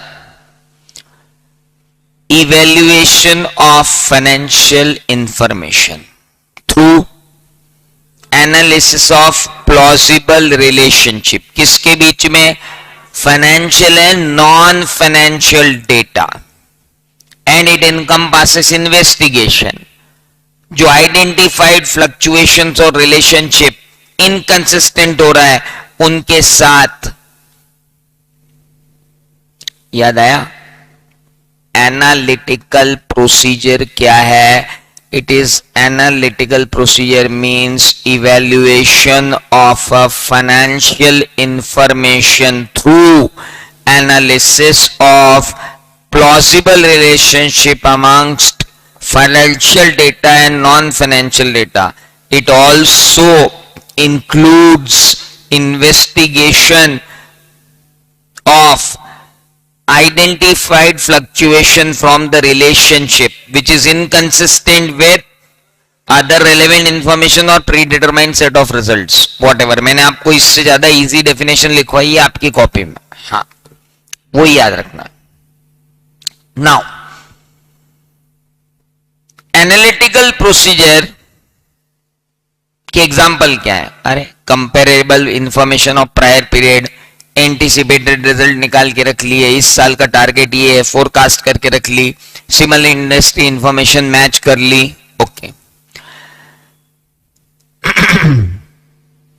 नाउ एग्जाम्पल ढेर है। फाइनेंशियल इंफॉर्मेशन के बीच की रिलेशनशिप, फाइनेंशियल नॉन फाइनेंशियल के बीच की relationship, payroll cost to number of employees, ढेर सारी चीजें। मतलब it is not at all important, example तो बिल्कुल इंपॉर्टेंट नहीं। नाउ ऑब्जेक्टिव क्या है, ये important. Objective of auditor are to obtain relevant and reliable audit evidence. मैंने आपको पहले भी बोला था कि सफिशिएंट एंड अप्रोप्रिएट नहीं है यहां पे। हाँ, relevant and reliable audit evidence से जब आप सब्सटेंटिव एनालिटिकल प्रोसीजर यूज करते हो। मैंने आपको 2 बार बताया है कि यहां पर जो है रेलेवेंट एंड रिलायबल आएगा, सफिशिएंट एंड रिलायबल या अप्रोप्रिएट नहीं आएगा। दूसरा, to design and perform analytical procedures near the year end to assist the auditor from overall conclusion। 2 बातें, सब्सटेंटिव प्रोसीजर की तरह लगाओ, ईयर एंड प्रोसीजर की तरह लगाओ। देखो आप आपकी कॉपी में लिखा होगा, सब्सटेंटिव प्रोसीजर की तरह लगाओ या ईयर एंड प्रोसीजर की तरह लगाओ, दोनों तरीके से लगा सकते हो। एनालिटिकल प्रोसीजर प्लानिंग फेज में भी लगेगी, ड्यूरिंग द टेस्टिंग फेज में सब्सटेंटिव प्रोसीजर की तरह लगेंगी, और कंप्लीशन फेज पे जब अपन रिजल्ट्स इवेल्युएट कर रहे होंगे तब लगेगी। इसीलिए मैंने लिखवाया था कि एनालिटिकल प्रोसीजर ऑल परवेसिव, सभी दूर लगती हैं। याद करो दुनिया वालों, सब पढ़ा हुआ है अपन ने। प्लानिंग में एनालिटिकल प्रोसीजर लगा के क्या करोगे? सर प्लानिंग में एनालिटिकल प्रोसीजर लगाकर हम आइडेंटिफाई कर लेंगे कौन कौन से एरियाज है जिनमें पोटेंशियल रिस्क है, जिन जिन के रेशियो गड़बड़ा रहे हैं सबको पकड़ लेंगे। Okay, nature time and extent decide कर लेंगे अदर ऑडिट प्रोसीजर की, कि भाई एनालिटिकल प्रोसीजर में रिजल्ट इधर उधर आए हैं, जरा यहां पे प्रोसीजर लगा दो। ओके, सब्सटेंटिव एनालिटिकल प्रोसीजर कब लगाओगे? सर जब मैं टेस्ट ऑफ डिटेल्स चेक कर रहा हूंगा मैं सब्सटेंटिव एनालिटिकल प्रोसीजर लगा सकता हूं, या कॉम्बिनेशन ऑफ बोथ भी लगा सकता हूं। मैं टेस्ट ऑफ डिटेल के साथ सब्सटेंटिव एनालिटिकल प्रोसीजर और अदर ऑडिट प्रोसीजर दोनों लगा सकता हूं।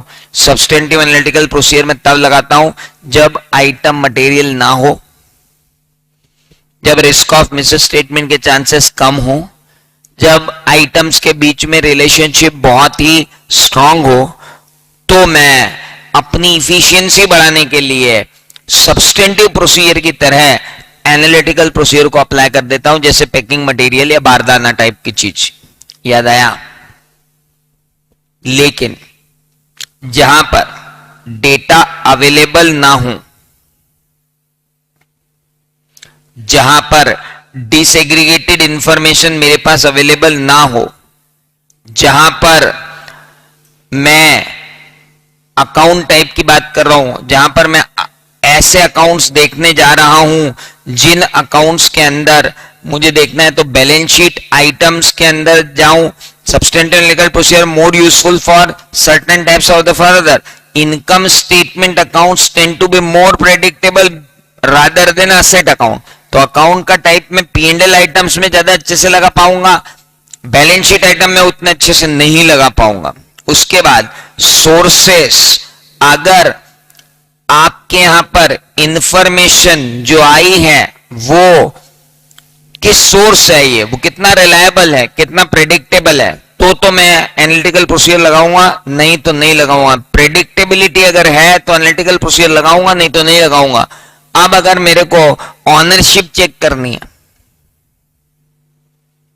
एग्जिस्टेंस चेक करना है, तो एनालिटिकल प्रोसीजर से कुछ नहीं हो पाएगा। एनालिटिकल प्रोसीजर तो वैल्यूएशन की काम आएगी, सो मेजरमेंट के काम आएगी, वैल्यूएशन के काम आएगी। एनालिटिकल प्रोसीजर काम नहीं आ सकती। सो एनालिटिकल प्रोसीजर लगाने से पहले मुझे यह देखना पड़ेगा कि अवेलेबिलिटी ऑफ डेटा क्या है, सेग्रीगेटेड डेटा अवेलेबल है कि नहीं, अकाउंट टाइप कौन सा है, सोर्स कौन सा है, प्रेडिक्टेबिलिटी क्या है, नेचर ऑफ ऑडिट असर्शन क्या है, और उसके बाद अगर इनहेरेंट रिस्क की हाई हुई तो एनालिटिकल प्रोसीजर लगा के मरना थोड़ी है, नॉट अवेलेबल, नहीं कर पाएंगे। ओके, कौन कौन सी टेक्निक्स अवेलेबल हैं with us for ratio analysis? तो एक होता है ट्रेंड एनालिसिस, एक होता है रेशियो एनालिसिस, एक होता है रीजनेबलनेस टेस्ट। ट्रेंड एनालिसिस मतलब एक पीरियड के रेशियोज को दूसरे पीरियड के रेशियोज के साथ कंपेयर करना, यानी comparison of current data with prior period balances और विद इन टू और मोर प्रायर पीरियड बैलेंसेस। पिछले साल सेल कितनी थी, इस साल सेल कितनी, अगले साल सेल कितनी होगी, that will be called trend analysis. पिछले साल जीपी 10% था, इस बार 12% है, फिर 11% है, उसको कहेंगे रेशियो एनालिसिस, क्योंकि जीपी अपने आप में एक रेशियो है। असेट हो, लाइबिलिटी हो, इनकम हो, एक्सपेंडिचर हो, सब पे रेशियो लगता है, there is no point in it. But ratio अलग है, ट्रेंड अलग है। ट्रेंड में फाइनेंशियल इंफॉर्मेशन को कंपेयर करते हैं ईयर बाय ईयर, रेशियोज में रेशियो निकालकर कंपेयर करते हैं year by year, that is called ratio analysis. Reasonability test क्या होती है? रीजनेबिलिटी टेस्ट जो होती है नॉन फाइनेंशियल डेटा और फाइनेंशियल डेटा के बीच में होती है यूजुअली, जैसे ईपीएस, जैसे occupancy ratio of a hotel, जैसे पर एम्प्लॉय एवरेज सैलरी, तो वो कहलाता है रीजनेबिलिटी टेस्ट कि पर हेड सैलरी बढ़ कैसे गई, ऑक्यूपेंसी रेशियो कम कैसे हो गया। तो ये जो चीजें होती हैं ये कहलाती हैं रीजनेबिलिटी टेस्ट। ओके, अब बात आता है कि एनालिटिकल प्रोसीजर कितनी सूटेबल है, how much suitable the analytical procedures are. Sir, substantive analytical procedure generally more applicable to large volume of transaction that tend to be predictable over a time। मतलब large population है तो आप analytical procedure लगा सकते हो, लेकिन relationship amongst the data exist होना जरूरी है। अगर आपके डेटा में relationship ही exist नहीं करेगी तो फिर हम रेशियो एनालिसिस, ट्रेंड एनालिसिस लगा ही नहीं पाएंगे। नाउ ये तो डिपेंड करेगा कि आप जो एनालिसिस कर रहे हो सूटेबल है या नहीं है, क्योंकि क्या है, मान लो एनालिटिकल प्रोसीजर ने कोई मिस स्टेटमेंट दिया, पर उसको आप मिस स्टेटमेंट थोड़ी मानोगे, उस मिस स्टेटमेंट को आप प्रोजेक्ट करोगे। आप एनालिटिकल प्रोसीजर से जो मिस स्टेटमेंट लाओगे वो एकदम तो मिस स्टेटमेंट देगी नहीं आपको, जो भी देगी वो एनोमली देगी, या कहेंगे कि मिसमैच देगी। उस मिसमैच को आपको एनालाइज करना पड़ेगा कि ये आपके लिए सूटेबल भी है कि नहीं। पता चला कि ऐसी जगह पर एनालिटिकल प्रोसीजर लगा दी जहां पर रिलेशनशिप उतनी कोहेसिव नहीं है, अगर कोहेसिव रिलेशनशिप नहीं हुई तो ये इंडिविजुअली और aggregated with other miss statement, अगर बड़ा मिस स्टेटमेंट बन गया तो प्रॉब्लम हो जाएगी। कई जगह फिर साइंटिफिक मॉडल लग जाते हैं तो वहां थोड़ा सा और कॉम्प्लेक्स हो जाता है। तो इतना इंपॉर्टेंट ये क्वेश्चन नहीं है, लेकिन ये क्वेश्चन बहुत इंपॉर्टेंट है, reliability of data. Reliability of data is influenced by source and nature, and it depends on the circumstances under which it is obtained. Accordingly, following are the relevant when determining whether data is reliable for the purpose of substantive analytical procedure or not. Substantive analytical procedure लगाना या नहीं लगाना, इसके लिए reliability देखना जरूरी है। पहली बात, सोर्स ऑफ इंफॉर्मेशन क्या है, एक्सटर्नल है कि इंटरनल है? एक्सटर्नल है तो ज्यादा रिलायबल है। क्या comparability of the information available है कि पिछले साल कितनी थी और इस साल कितनी है? क्या इंफॉर्मेशन का रेलेवेंस भी है या इररेलेवेंट इंफॉर्मेशन है?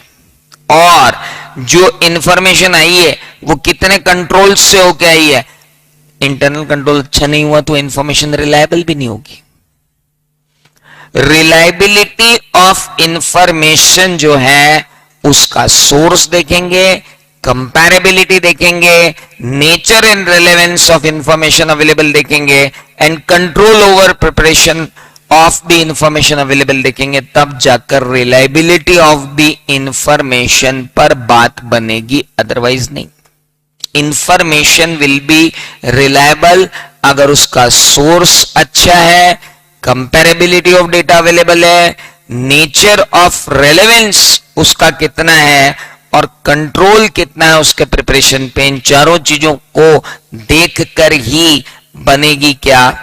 That is called reliability of data. And then investigating unusual fluctuation, वो तो ठीक है, जब है जैसे ही हमको रेशो गड़बड़ मिलेंगे तो क्या हम चिल्लाएंगे कि फ्रॉड है फ्रॉड है फ्रॉड है? नो। सबसे पहले हम मैनेजमेंट एंड दोस्त शायद विद गवर्नेंस से इंक्वायरी करेंगे कि साहब ये जो रेशियोज आ रहे हैं ये गड़बड़ क्यों आ रहे हैं, उनके रिस्पॉन्सेस लेंगे, उनको ऑडिटर अपनी अंडरस्टैंडिंग के हिसाब से चेक करेगा, फिर अदर ऑडिट प्रोसीजर लगाएगा, उसके बाद कंक्लूजन निकालेगा कि भाई ये सही है या गलत है। मतलब एनालिटिकल प्रोसीजर सही है या एनालिटिकल प्रोसीजर गलत, का रिजल्ट सही है या नहीं है, एकदम से नहीं आएगा। जैसे ही आपको रेशियो मिलेगा, रेशियो मिलने के बाद आप मैनेजमेंट के पास जाओगे, मैनेजमेंट से डिस्कस करोगे, मैनेजमेंट के डिस्कशन के बाद आप बात करोगे मैनेजमेंट से कि भाई अब ये बताओ कि आप क्या कहते हो। मैनेजमेंट बोलेगा हमारा ये कहना है, फिर हम उसको अपने नॉलेज के हिसाब से टेस्ट करेंगे, उसके बाद अगर लगा तो अदर ऑडिट प्रोसीजर लगाएंगे, नहीं तो उसी रिजल्ट को मान लेंगे। तो ये था आपका चैप्टर नंबर 7 और 8 था आपका एनालिटिकल प्रोसीजर। तो यहां तक हमारा जाकर के खत्म हुआ स्टैंडर्ड्स, आज का स्टैंडर्ड। अब मैं आपको लाइव